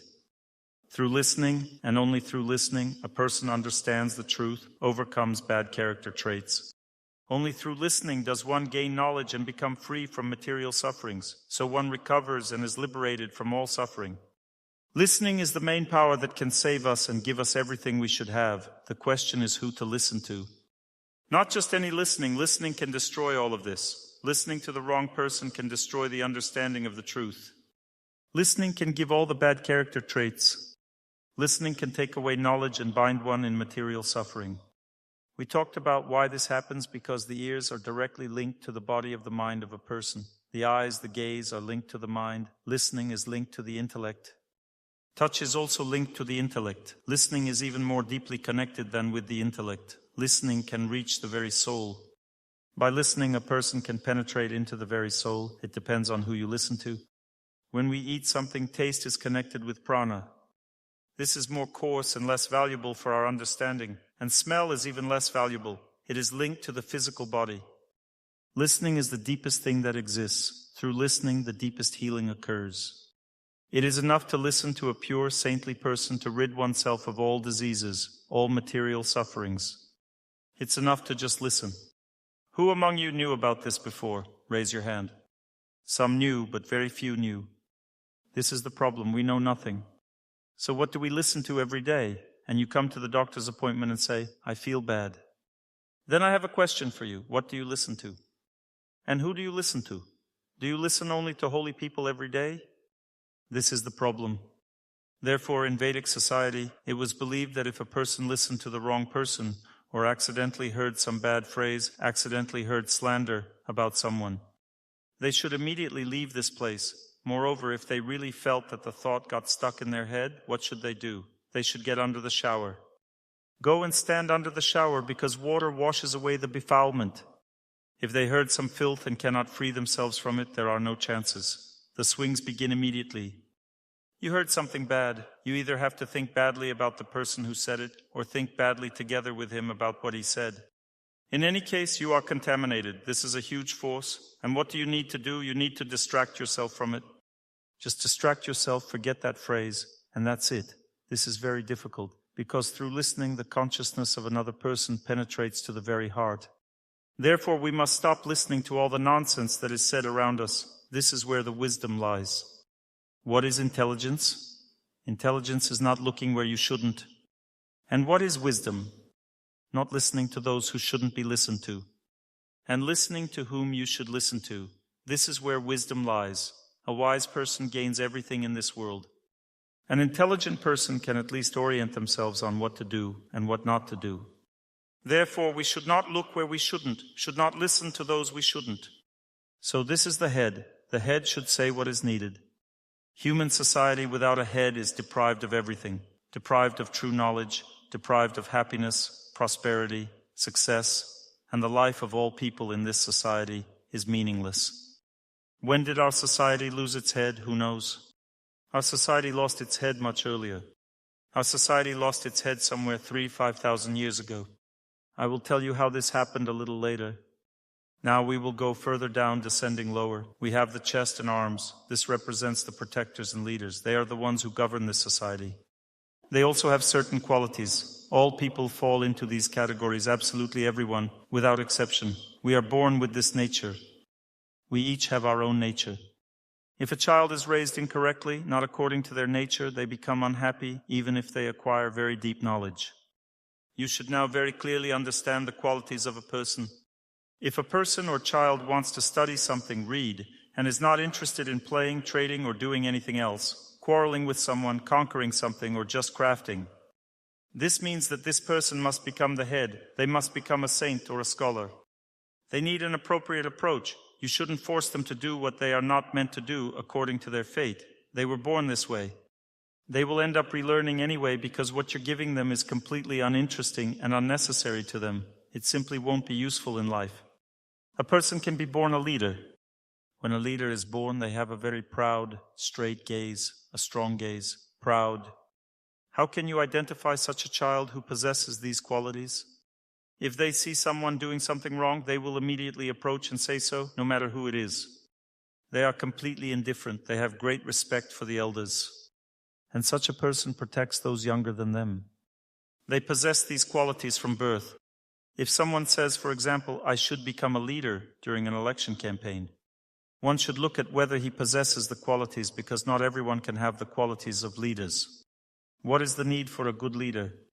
You know, if we have only two factors in our society, a good leader and the head, chest, arms, head are present, this society will turn into a flourishing garden literally in 5-10 years. The entire society, our whole country or city. A factory that produces such a person turns into a blooming garden, and all people experience a lot of happiness from this. It's very important to know who is a true leader. What are his main qualities? Honesty is the main quality.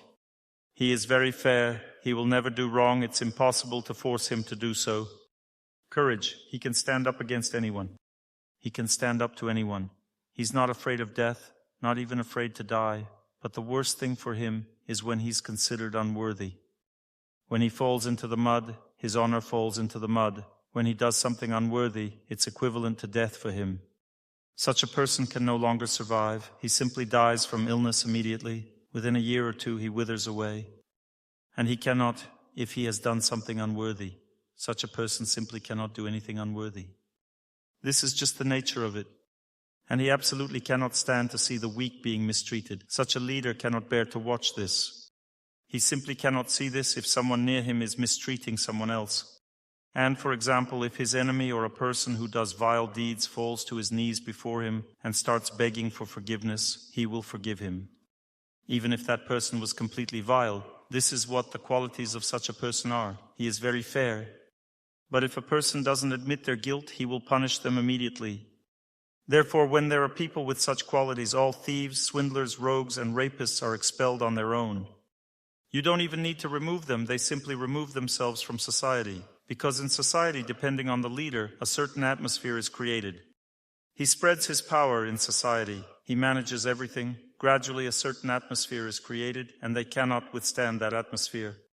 They simply leave. They move to another country. They cannot exist. They cannot withstand the very atmosphere. Just as I am often asked, how do you get rid of cockroaches in an apartment? Exactly the same way, when you create a clean atmosphere in an apartment, cockroaches, as they are prone to dirt, to mental dirt, leave the apartment on their own. They simply don't like it. In the same way, swindlers leave from the country where there is a good leader. But why is there no good leader in our society? Because we do not deserve him. Because I do not deserve it. This is the correct understanding of things. If we think there's no leader because they're all bad, and I'm good, and we start shouting at everyone, this is a manifestation of foolishness. Because by our nature, we are meant to be born in a country without a good leader due to our past actions. And even here on earth, it is unlikely that we will find good leaders somewhere. Therefore, this is not a resort where we were born. We must understand this clearly too. Then we will have the right attitude towards what we should do here. If we understand that this is not a place for enjoyment where we were born. Therefore, we must realize who are the leaders. This is very important. How do we identify this person? Why must we realize? There is another saying from Chanakya Pandit. He says that a person who works under the guidance of a swindler inevitably perishes or goes bankrupt. You must know under whose leadership you are working, otherwise trouble inevitably comes. The next class of society which represents the belly and thighs of a person is the merchants. Merchants are people who possess the following qualities. Their main character trait is understanding usefulness. They understand what is useful and what is useless. Not understanding profit is their main character trait, as it seems to us, right? But an understanding of usefulness. And if a person sees usefulness in something, they can pay a lot of money for it.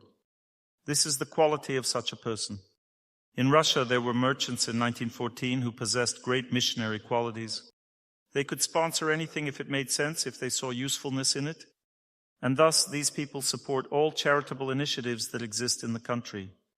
Where do we find the money to build a church or to feed the poor? Where can we obtain such funds? There are people who possess these qualities. They see the usefulness in feeding the poor, which prevents theft. They feed the poor for this reason. They possess the knowledge of how to do things right and what actions to take. They know how to exchange goods. They know all of this. They possess such knowledge. Do you know what the main occupation of such people is? It's the maintenance of what? Would you say business? The maintenance of cows? Unclear, right? That is cows, bread, and grains. They should protect the cow. Such individuals must devote significant effort to ensure that there are many cows producing a lot of milk. They must also facilitate large harvests of grain. This brings immediate wealth to everyone. Why? Dairy food is in pure goodness. People who eat dairy food are in pure goodness. If a person is in pure goodness, they don't want to steal. And where there are no thieves, there is wealth and prosperity. Grains give strength to the mind. Therefore, grains and dairy food are the basis for prosperity. This is how Vedic society was founded. There were a lot of dairy products in all cities and villages. They were cheap and plentiful, and there were also many grain products. It's very difficult for us to understand this science now. We might think that we need a lot of technology, but in reality, this is not the case. A person should eat properly, then they will have natural joy coming from their stomach. In addition, they should communicate correctly and organize their life correctly. Then they will achieve happiness regardless of whether they have gadgets or not. Therefore, our values have changed and we don't know what is primary and what is secondary. So the next class of people represents the legs. This is the working class. The quality of a worker is love for labor. The main quality of a worker is love for work, and they also possess the quality of humility and obedience. Now we might say, but I don't belong to any of these four classes. I argue with everyone and don't want to be humble, and besides working, I don't do anything else. There is also a lack of good qualities which determines what class a person belongs to. A person can be a scientist but not worthy. A person can be, let's say, a ruler but not worthy. They can also be an unworthy merchant and can be an unworthy worker. Artists belong to this category. They are engaged in the cognition of absolute truth. People engaged in art are like priests and scientists. Therefore, a person should only depict the absolute truth. If a person is drawing tiles somewhere around the corner, no one needs this, or only people who don't strive for something serious need this. One painting can turn a person's whole life around. Therefore, one should paint for a purpose, not empty things. That's why an artist should be highly qualified. The same goes for a musician and for a poet. Yes, undoubtedly, we should understand that this society exists as a single organism. It already exists in the universe, and there are laws that drive our social life. These laws can be read in the Vedas or in one's heart. You can either read the laws in your heart or in the Vedas. Therefore, there are certain laws of relationships in the family. The family was also created. It's a divine structure too. So Chanakya Pandit says that a woman gets married only once. This means that the second time will be a bit different. It will work differently. Because this is where a person's luck or misfortune lies. That's what parenting is for. We need to understand why we raise children, for what purpose. Now we'll first discuss who a man is and who a woman is, because many don't understand this issue at all. Do you know who a man is? It's very difficult to understand, right? Why is a person born as a man? To get on your nerves? Any other opinions? To be a leader? Now that's different. Who will answer correctly? Head of the family? That's not bad. What other options are there? It's a deeper understanding of things. The head of the family is already not bad, huh? Well, that's not bad either, but there are even deeper understandings of things. Yes, that's already not bad. He should reproduce offspring, so he's no different from a stud. What other options are there? So a man is one who leads the family to God. He is the one who should be followed. A man leads everyone to liberation. This is the truth. the true understanding of things. A man is the one who gives the family liberation from material sufferings. Because the goal of human life is to purify one's existence and ascend to higher planets or go straight to the spiritual world. So this is the meaning of our birth, when a person understands why they are born. Then it will be easier for them to understand how they should live and what they should do. Different interpretations. So the simplest version, the first option is that a man must conceive children. What does such an attitude towards a man do? It generates a stud mentality. So if he can no longer conceive children, it means he's no longer a man. So you need to find another man who can still do it. Now, the next option, a man as the head of the family, right? That's not bad. But if the head of the family doesn't teach the family anything good, then what's the point of such a head of the family? What will he teach? It's all relative. There are two options for listening. Why? We discussed this in previous lectures. What was the first one? Who can remember? Why is it so? Explain why. You say so. Why is it like this? Explain the second option. No, I don't want to. The first option comes from intelligence. The second option of listening comes from false ego. Therefore, one needs to learn to listen by intelligence. One needs to ask why it is so. What's the meaning of what the person is saying? If you see that there's no point in listening, it's better to leave. What's the point of listening to someone you don't trust, right? So let's decide now. Do we want to listen or not? The conception that man is head of the family is already a more elevated understanding of things. But with such an understanding, there won't be peace in the family. Because if a woman relates to her husband simply as the head of the family, it doesn't ultimately bring happiness. Because if she doesn't try to see in him someone who leads her upward to self-realization, if she doesn't try to see such a person in her husband, it means that she doesn't care. How he leads, what he says, how he does things, and this means that the children will be raised the wrong way. He's just the head of the family. He just manages. He says, go and do this, go do that, go and deceive, go do something else. I'm the head of the family, you understand? This happens, it happens. Assume there's a moral person, a child is raised as a moral person, but they don't understand why they need a father at all. The child should understand why they need a father, and the mother should understand too. Then there will be harmony in the family. We have family psychology. It is based on some manipulations. We need to talk to each other like this, approach each other like that, and then there will be good relationships. Nothing of the sort. Good relationships are established when we understand what and who we are for. Then we will understand how to treat a person. So a man in the family is the one who leads to liberation. Just like a son for a father. Who is a son for a father? How should one treat a son? Do you know how to treat a son? The one who continues the family line, that's the first option. Next, the higher one, a son is a disciple. There is an even higher understanding. You see, we're moving upwards. The next understanding of who the son is to the father is the teacher. It's more powerful, but not immediately obvious. For a father, it's an absolutely true statement. Who is a son for a father? The son escorts the father. In Sanskrit, son is translated as putra. Put means hell. The one who saves from sufferings of hell. A son is a liberator for the father. The father should raise his son in this way. If a father has strayed from the right path, he goes to hell because he is not raising his offspring correctly. And the son, putra, is the one who liberates the father from hell. It is the son who liberates, or a daughter's son can liberate his grandfather from hell. It's enough for him to simply think about this person and offer him the results of his devout actions.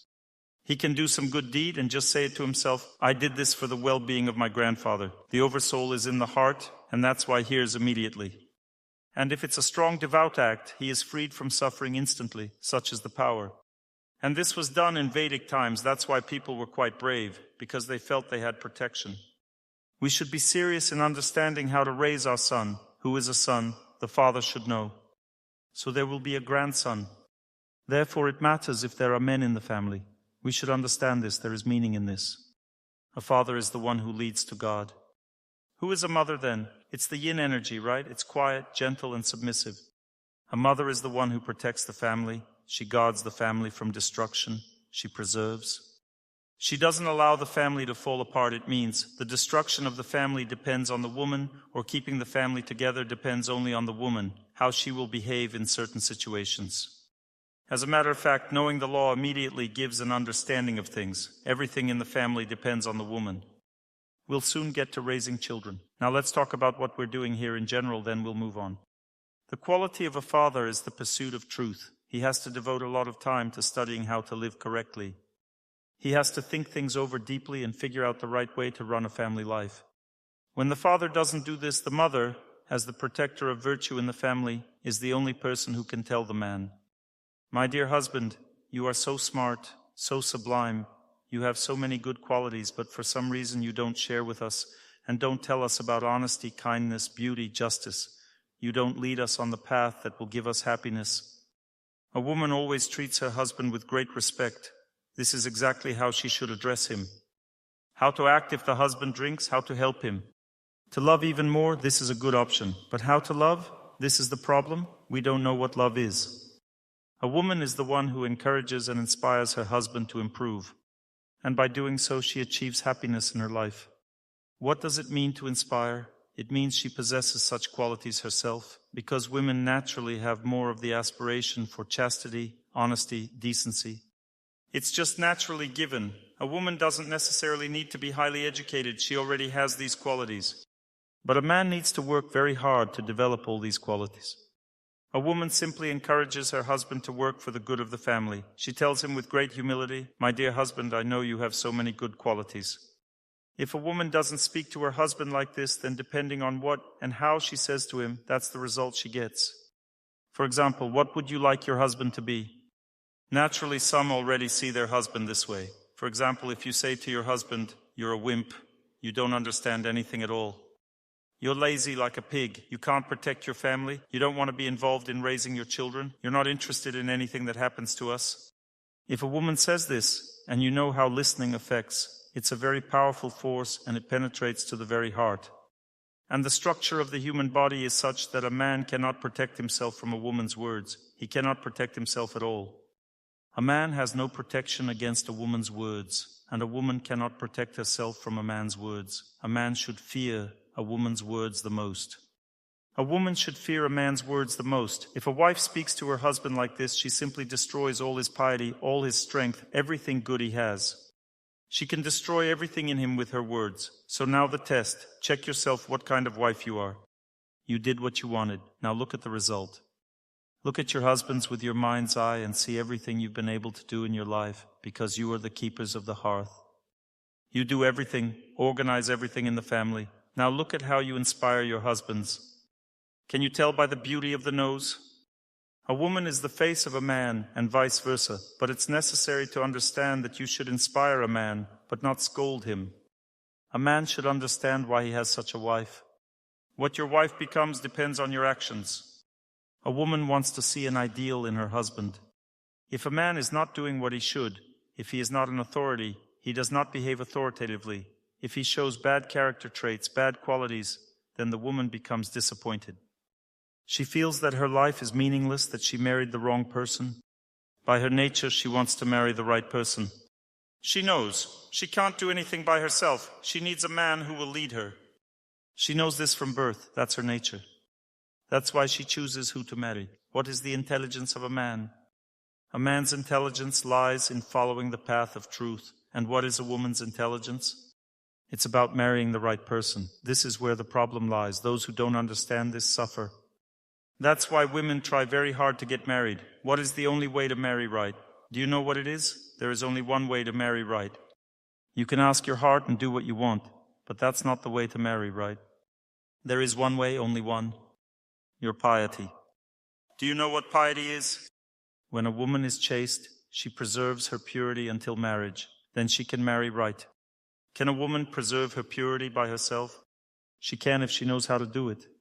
How can a woman preserve her purity in order to marry right and fulfill the purpose of life? How can a woman preserve her purity? Who knows? Nobody knows anything.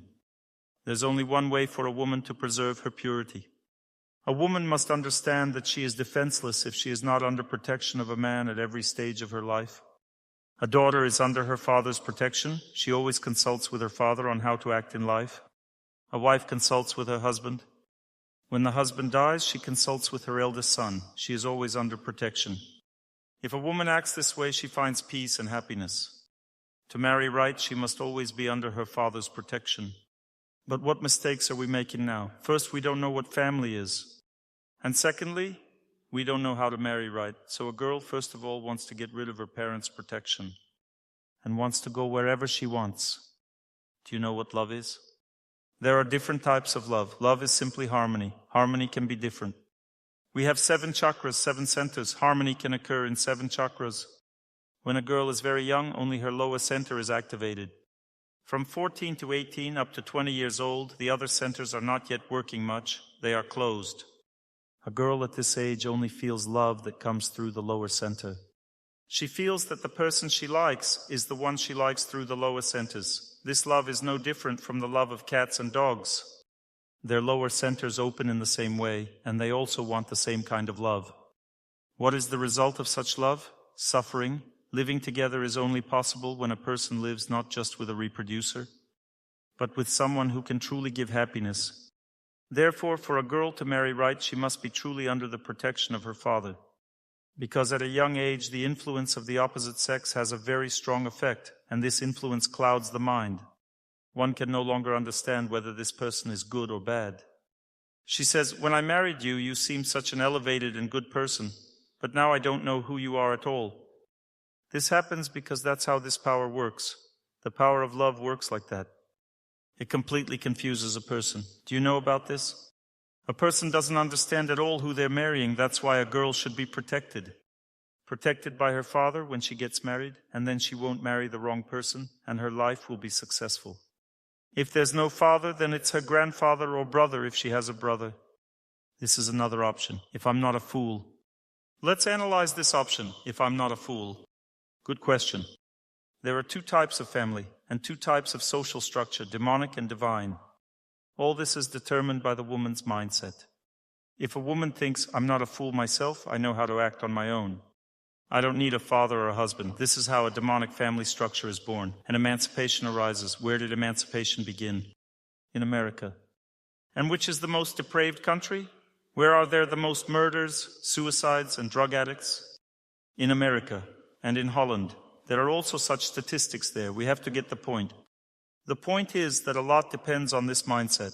I can figure it out myself. Why? Because no woman can be 100% sure whether she can resist a person who wants to take advantage of her. Not a single woman can say this with 100% certainty. If a woman understands this, it means she is of sound mind. If a woman thinks she can protect herself from a person who wants to take advantage of her, it means she is not of sound mind. And problems occur most often in such cases. For example, do you know how most rapes occur? When a woman understands that she cannot protect herself from a man, then she avoids him. If she thinks she can protect herself, then she acts directly, and it results in a fatal case with mutilation. A person must understand one's nature. This is the point, to be happy on this earth. We must think very seriously about this, ladies and gentlemen. I'm directing all this towards raising children. We must understand who we are and what our relationships are like before we can talk about raising children. Love can also occur in other centers. The highest love is love based on when you like a person for their elevated qualities. A person may not be physically attractive, but they must possess purity of consciousness. Then family life will be happy. Then if a man and woman live together even a little bit, their lower centers harmonize, and this love that everyone dreams about appears. It appears simply in a natural way. Therefore, such a method of choosing a husband based on attraction on the lower centers is not quite a successful method. It doesn't lead to a good result. But how should one choose their husband? How should one select their husband? First, you should choose your spouse from a good family. This is the first sign. The family where they strive for spiritual life. The second sign is the horoscope. Astrological compatibility and incompatibility play a very important role. Do you know about this or not? This can be clearly seen and traced. What happens with the slightest astrological incompatibility? There is constant arguing. People don't understand. They think, "I'm not to blame, he's to blame, he treats me badly." But in reality, there's simply no compatibility of nature. You understand? There are 4 main types of nature. We know this, right? Earth, fire, air, water, right? And this is indeed true. It exists. Therefore, in raising children, we need to take this into account as well. Sometimes our nature is compatible with our children. Then it's easy for us to communicate with them. Sometimes we are not compatible. Who still doesn't know if they are compatible in nature with their children or not? There are people who don't even know. This is a problem. For example, you scold your son saying, "You don't understand me at all." We wouldn't argue if we knew that there are incompatible zodiac signs. They naturally won't understand because they are not compatible. So why scold them for this, right? This is where the problem lies. Who is a father? Let's move on. We've already talked about the husband. These 5 are your fathers, says Chanakya Pandit. The one who gives you birth is your father. The one who imparts sacred knowledge to you is your father. The one who teaches you is your father. The one who provides you with food and protects you from terrible situations. There are 5 fathers. If a person treats these 5 in an unworthy manner, then they commit a sin against their father. This is one of the greatest sins, disrespecting your own father. When a person does not honor their father, it is a very great sin, and they will receive the same from their son. If they do not honor their father, it means their son will not honor them, and they will experience hellish suffering for this. So, the one who gives us life is clear, it's our father. The one who imparts spiritual knowledge is the spiritual teacher. This is also a father. We should understand when we raise our children that we are not the only fathers, and that we should protect the honor of those people who should also be fathers. For example, a teacher, this is also a father. If a son comes and criticizes his teacher, and we say, "You have a bad teacher, it's okay," this means that we are allowing the son to treat us badly because nature is the same. That is a father, and this is a father. So we need to protect the position of the father. We need to know exactly who the father is. The spiritual teacher, the person who teaches us, the one who provides us with food, is a father. For example, someone helps, works. Let's say a brother in the family helps his sister or his brother. He has more money, the other has less. He helps, gives money, so he is also a father. If the father says, "Well, he's your brother, he's not your father," you treat him like this. He feeds us, yes, he's a good person. This means the son will not respect his father. This is how it works naturally. There is such a thing that we also don't know. This thing is called offense. Do you know what an offense is or not? An offense is something that destroys our entire existence. It's something that settles in the heart and destroys a person's entire existence. It's enough to treat someone undeservedly in a certain way, and immediately your devoutness, that means your power of happiness, your radiance decreases, fades. There is a law. If we treat someone offensively, our power of happiness instantly fades. And to restore this, we must beg forgiveness from this person. Even if they committed a bad act and we get angry at this person, we commit an offense towards them, and thus we lose our devoutness. But a person who makes their son treat one of his 5 fathers badly also loses the power to raise their child. Therefore, in order not to lose the power to raise your child, you need to know exactly who should the child treat well. Now we're talking about raising children, right? I see you've started to listen more attentively now. Before it wasn't interesting. Who gives life to a child? That's clear. The one who imparts spiritual knowledge. If a child goes somewhere to receive spiritual knowledge, we can't give it ourselves. We say, "Don't go there. There's some bad person there." That's it. An offense has been committed. And what happens? The child stops respecting the father. The sense of fatherhood exists in a person simply from birth, and a person should have a father, this ideal that they will trust. If they came to a spiritual mentor who tells them about the absolute truth, what they should hear from their father, the father may not talk about this, but he should trust someone to talk about it. When the son comes, he says, "Why do you go to him? Who is he to you? I'm your father, and who is he?" Then the child has a choice, either reject this father or that one. Can you imagine the situation? Because the sense of fatherhood is a natural thing. It's impossible to be without a father. But the one who doesn't give us spiritual knowledge and doesn't allow us to give spiritual knowledge can't be considered a father, you understand? The same thing with the one who teaches us. If we say, "Treat this person badly," then it's a choice. Either consider this person a father, the one who teaches, or that person. Therefore, a problem arises. Sometimes children mentally reject their fathers. They reject them. They no longer consider that person a father. They choose another father for themselves. So if someone doesn't want to be rejected, they should know who a father is. If there's no father, there should be a sister's brother or mother's father. He should be a protector. If a woman divorces her husband, which is quite difficult because it means she couldn't inspire her husband. If she divorced, it means she couldn't. It means she is unworthy to be a wife, in other words. This is quite a terrible situation. As a result, a terrible fate arises, because such a woman is not protected even from her own children. Her own children can destroy her. This is often the case. If a woman is not married, doesn't live with a husband, her children can destroy her. They treat their mother brutally just because a person cannot protect themselves from the main enemy. Do you know who the main enemy is? It's the person themselves. A person cannot protect themselves from themselves. Therefore, someone must protect us from ourselves at all stages of life. If a person has no father, there's no one to protect them. A woman cannot protect. She can just take care of the family, but she cannot protect her children, you understand? This should be done by the father. Therefore, a woman cannot protect a son or daughter from bad character traits. A father can, but a mother cannot. Therefore, a person begins to be killed from within, destroyed by their own enemy. The false ego begins to kill them. Such children in such families are very arrogant. They are often very proud, if they don't have common sense themselves. But someone who does have common sense will naturally reach for their grandfather, mother's brother, and so on.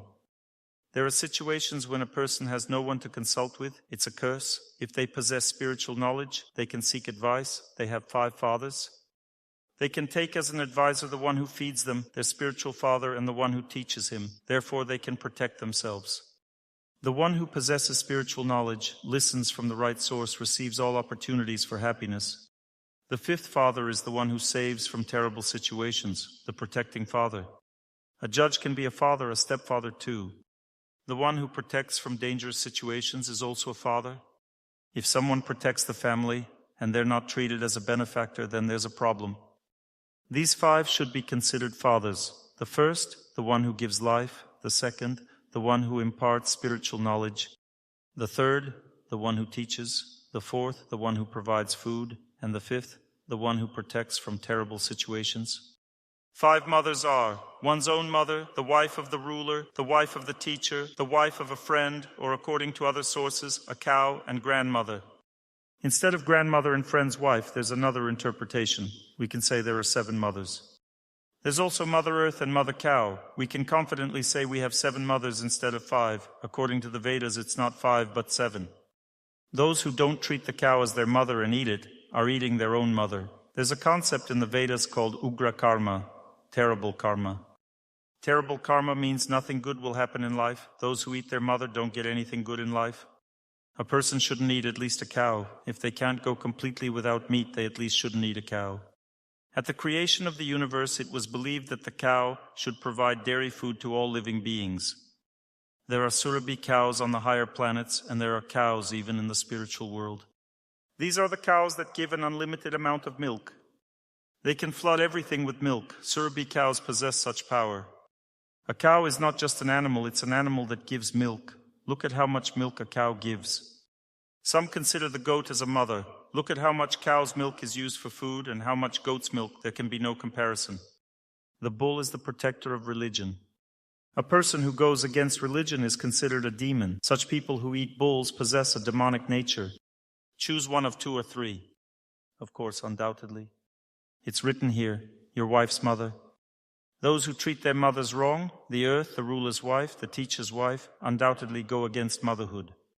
Such a person is left without protection because a mother protects. If someone damages the earth, they are defenseless, no one to protect them. Mother Earth doesn't protect them. Many terrible disasters occur when the earth is treated badly. In those places where the earth is treated poorly, it no longer protects. It's very difficult to understand. What is child rearing? Child rearing is a process by which children become capable of comprehending the absolute truth. They are able to develop in the right direction and achieve the ultimate goal in life. There are certain family principles that contribute to this. There are different systems and methods in our country, but the Vedic knowledge states that only by cultivating personal qualities in oneself can one raise their children. If a person doesn't cultivate the development of personal qualities, undoubtedly they will fail in raising children. Do you know what the most important force that influences the formation of children's character is? No, it's not a personal example. The force that has a subtle nature is the force of the subtle energy body, the power of our mind, and the power of our intelligence. If a child comes into contact with the father who behaves, generally, not badly, but swears somewhere around the corner, in front of the child he acts correctly, but swears and engages in debauchery behind the corner. The child is in contact with their father and mother every second, regardless of whether they are asleep or not. The child's desires arise depending on the nature of the parents. Rarely can you hear such a phrase, "I tell you every day how to speak right." You heard only one swear word, and it stuck to you so much that you can't live without this word anymore. You remembered it. But you're told good words every day, and you don't remember them at all. When does this happen? When dad or mom swear around the corner. That's what parenting is all about. It's very simple, there are no problems. You just need to stop swearing around the corner, then the child won't swear. You need to stop engaging in debauchery, then the child won't engage in debauchery. You need to stop treating your wife badly. If a husband doesn't value and protect his wife, in other words, if the husband doesn't love his wife, then the child doesn't love anyone. Then you can say, "Why don't you love anyone? Why are you growing up so callous in our family? Why don't you care about anyone?" Because the man doesn't love his wife. And what if the wife doesn't listen to her husband? Then the child doesn't listen to either mom or dad. You can ask, "Why don't you obey anyone?" The answer is very simple, because the wife doesn't obey her husband. You see, it's so simple, no problems at all. You just need to know why the child doesn't obey. If after the lecture all men tell their wives, "You're such a wretch, the child doesn't obey me because you don't obey me," then the child will start to obey but will stop loving, right? And if the wife comes and says, "You're actually bad, I won't respect you anymore because you don't love me. That's why our children are growing up emotionally cold," then the child will love, right, but won't obey. Therefore, we must choose a certain type of behavior in the family. This is very important. We change our bodies every day. Do you know? Like gloves.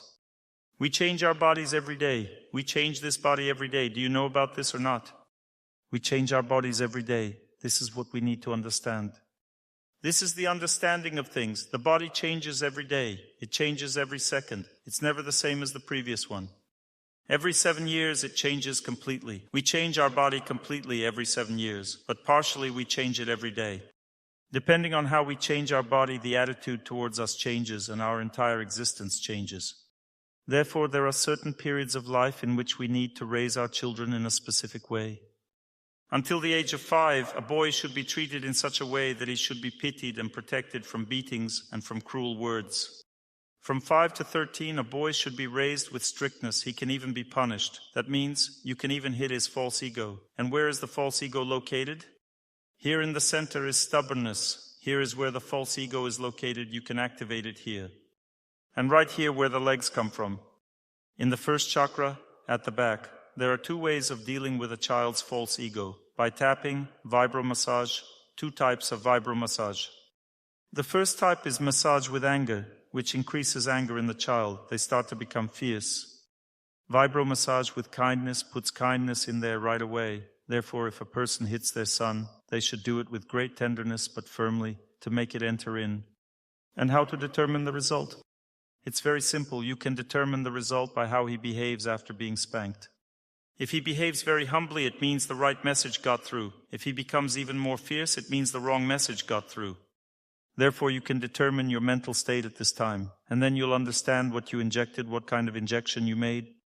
You can spank your child with either hand, there's no problem. If with the right hand, you introduce your subtle energy, and if with the left, you take away their bad energy, on the contrary. Different results. A father can spank his son's bottom with different hands, no problem. The result is the same. This can be done from 5 to 13 years old. Then you should treat your son as a friend and consult with him on everything and explain to him as a friend. When does the father lose the ability to raise his child? There is only one way to lose the ability to raise your child. It's to lose their trust. Therefore, what should the father cherish and cultivate the most in raising children? What should be cultivated the most? It's his dignity. The father in the family should not lose his dignity. He must preserve his dignity at any cost.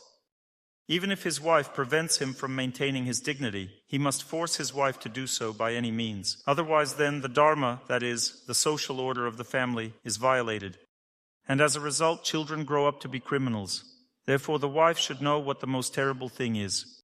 It's when she destroys her husband's dignity. Then he loses the trust of the children and he can no longer fulfill his fatherly duty, so the children become defenseless.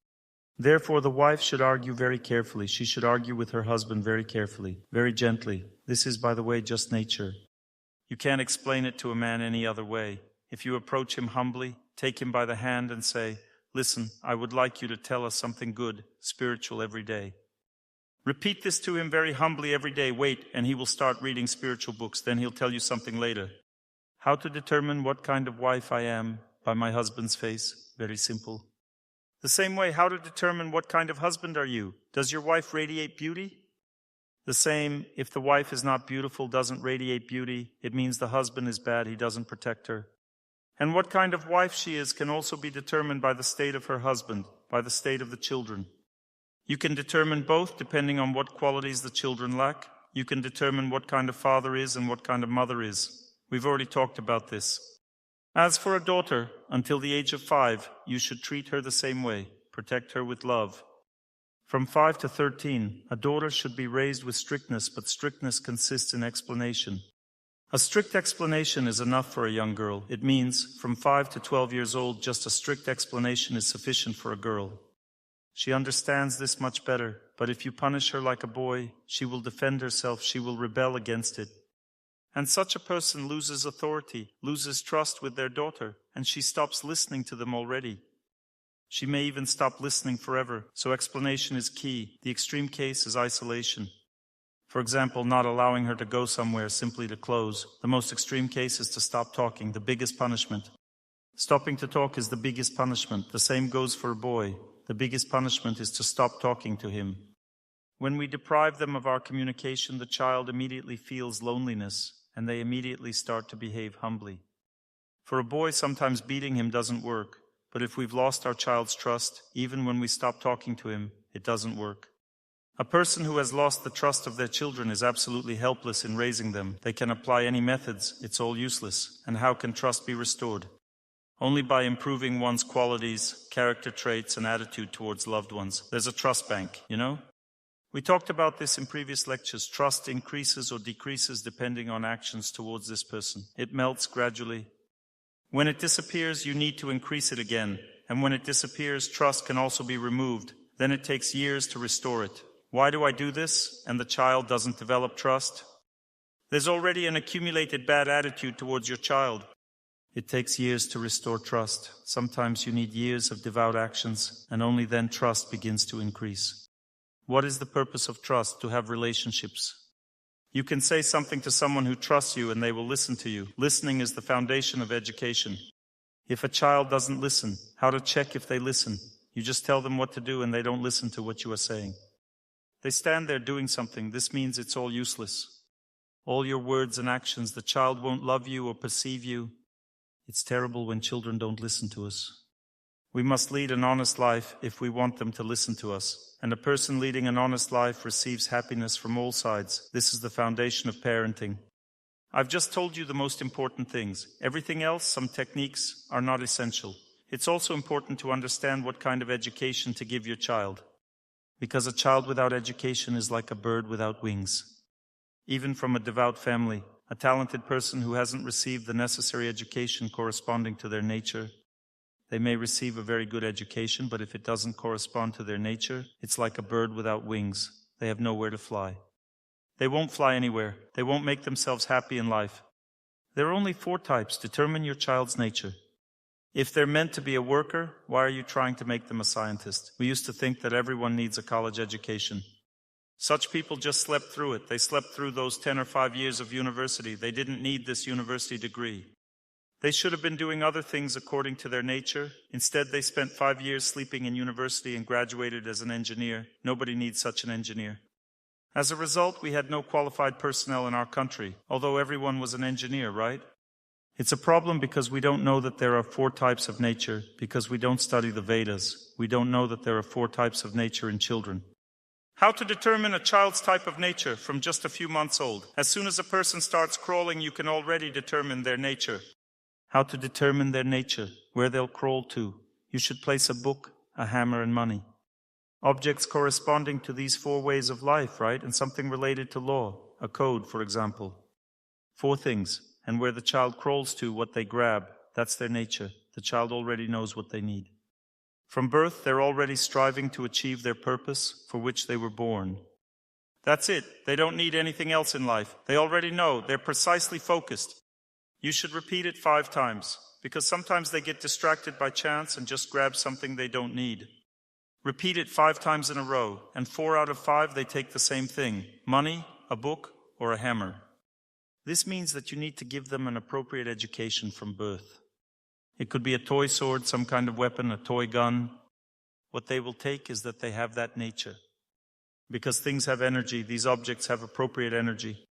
The child feels it, it's interesting to them, and they crawl there, that's all. It's very simple. You need to place the items at a distance, don't put them all together, otherwise they will get distracted. And then you need to raise them accordingly. You must understand this, it's very important, otherwise there will be crippled lives. You say to your child, "You little brat, why aren't you studying this?" Because they don't need to study this. God didn't create them for this. Now another question, why do we want to raise a child in one direction or another? Do you know what the secret is? Because we ourselves wanted to be that. We weren't allowed to be raised according to our nature, and we don't allow it according to their nature, right? It's good if you're lucky that the child has the same nature as the father. He says, "You'll be a tractor driver like me," but he was born to be a scientist. And he's studying to be a tractor driver. He doesn't want to study to be a tractor driver. That's the problem. Or he says, "You'll get a higher education because I didn't get one in my time, but I wanted to, and you will study." And the son says, "But I want to drive a car." It's a problem. Now I'll answer your questions. They say that honey, if heated above 30 degrees, loses its qualities, so milk up to 30 degrees does too. Such interesting logic. If honey loses, then milk loses too. Such logic doesn't exist. Milk never loses its qualities. Even if milk turns into kefir, it doesn't completely lose its qualities. Even if it's dry, milk is milk. Milk can be milk, but there's also kefir. There's a difference, but still, goodness is present there. Whether in kefir or in milk, goodness is present. Again, what does up to 30 degrees mean? You can bring it to a boil and drink it. Nothing terrible will happen. Here's a question. Can you tell us about minerals? For example, rose quartz, shungite, and so on. I'll give you advice. Just determine for yourself which stone suits you and then read everything about it, learn about it, because there are hundreds of different types of stones. If we start listing them all now, it will just be useless knowledge for you. We've already talked about how to determine it. Honey's properties are lost, but you can simply add honey for a sweet taste. Some properties are lost, meaning biological properties, as a biological substance, but as a simple chemical element, they are not lost. It just gives a sweet taste. The sweet taste of honey doesn't get destroyed when it's heated, if it's just for sugar, but the healing properties are lost. What is the role of a grandmother in raising grandchildren? That's a good question. What is the role of grandmother and grandfather when living separately from children and grandchildren, right? A grandfather is the one who upholds the laws. He guides his children. A grandfather is a respected person. Because he has lived a long life, he has a lot of experience. In a man, the body of intelligence grows until deep old age if he leads a devout life. He himself may be a very frail person, but in a man, the body of intelligence grows until the deepest old age. And in a woman, devoutness grows until deep old age if she cultivates it in herself. Therefore, a grandmother is a mother to all. She is very devout, and she knows how to act right in the family to preserve everything, all the laws, so that everything is right. And the father gives spiritual knowledge. It means the grandfather gives spiritual knowledge for everyone. The interaction between grandmother and grandchildren is very beneficial, because a grandmother loves her grandchildren more than her own children. This is because when a person gets older, they are already striving for a new body. She already shows a desire for another body. An elderly person loves small children very much because they already want to be born again. There's already such a desire. It's a natural characteristic of a person to strive for children when they are already in old age. Grandmothers and grandfathers treat children with great love. But the responsibility still lies with the mother and the father. Therefore, it is necessary to understand very clearly that generally it's the parents' job to educate the kids, especially if they see that the kids are getting spoiled by their grandparents. And grandmothers and grandfathers should help them and be like a breath of fresh air for them to soften these relationships. If a child is given to the grandmother to raise, nothing good comes out of it. Parents should still be in contact. If a painting is passed on to other artists, does it stop having a negative impact? I don't quite get it. There's bad handwriting here. If the question is about whether the painting will have a bad effect on other people, does the artist carry power in the painting they created? Does the artist's power remain on the painting? Undoubtedly. So from whom should you buy a painting? From a holy person.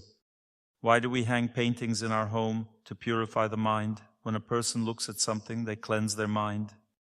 A pure mind means there are no worries. Worries are born from the senses wanting to come into contact with impurity. This causes worry. The senses are connected to the mind. If a person looks at purity, they purify their senses, which then become attached to what is pure. And in this way, a person gains calmness. Many of you ask, why am I so restless? Because the senses are drawn to impurity. It's a very simple answer. One needs to have a pure, calm mind. For this, the objects and things in our apartment that we look at should possess purity and spirituality. How should one decorate their home? Not with pop and film stars, not with these Schwarzeneggers and so on, but with something else probably. Therefore, we should be very selective in what we place in our home. Is it possible to remove stones for a week, month, year if you feel an improvement?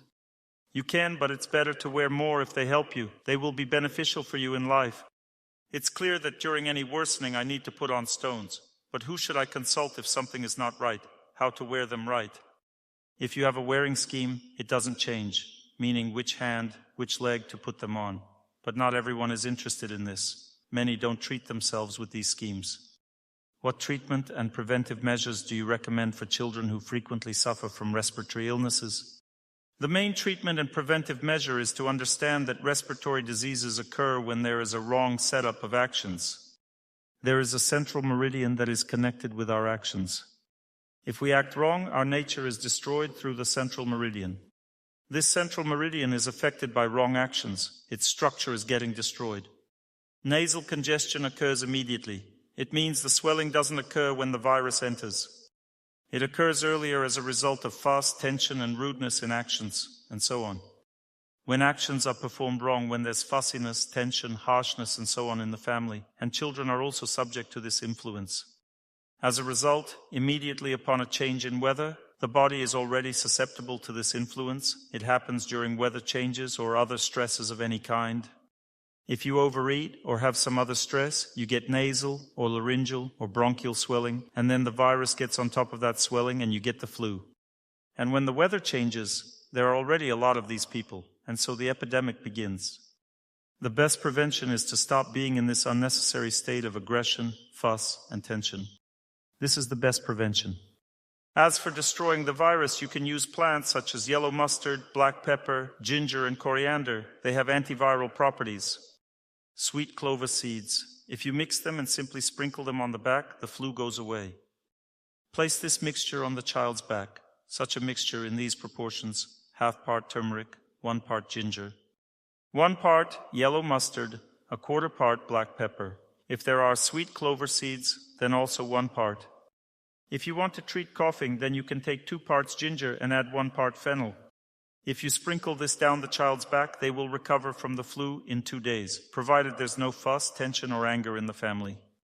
Half part turmeric, 1/4 part black pepper, 1 part each of the other components. If you want to treat the lungs, then add 2 parts ginger. Bread recipe: 800 grams of high-grade flour, 70 grams of rye flour, 100 grams of dry milk, 3 to 7 teaspoons of sugar, depending on how sweet you want to make it.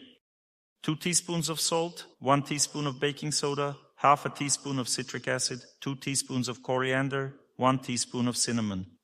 1/3 teaspoon of green cardamom, 600 grams of kefir. Bake on low heat for 1 to 2 hours, depending on your oven. If you bake bread quickly with yeast, it's in the mode of passion and ignorance. If bread is baked slowly, it acquires pure goodness qualities and has enormous healing power. Star anise is a rare spice. You can use 1/6 of a teaspoon if you have it and want to use. It's optional. I'm going to explain the sequence of how to do this. First, you need to add all the dry components and mix them. Add all the dry ingredients, baking soda, flour, spices, and mix them. Then pour the kefir there and mix until the dough holds its shape, but isn't stiff. It should hold its shape on its own, not spread, but it shouldn't be stiff. Then it will rise well. It should rise on its own. Immediately shape it and put it in the oven on low heat. It will rise and bake there by itself, and that's it. Yes, with citric acid and kefir. Bake for 1 or 2 hours. To learn more on the subject of health and healing of the body, please make sure to read my health guide, available for download on my YouTube channel or on my Instagram page. Thank you very much, and see you soon.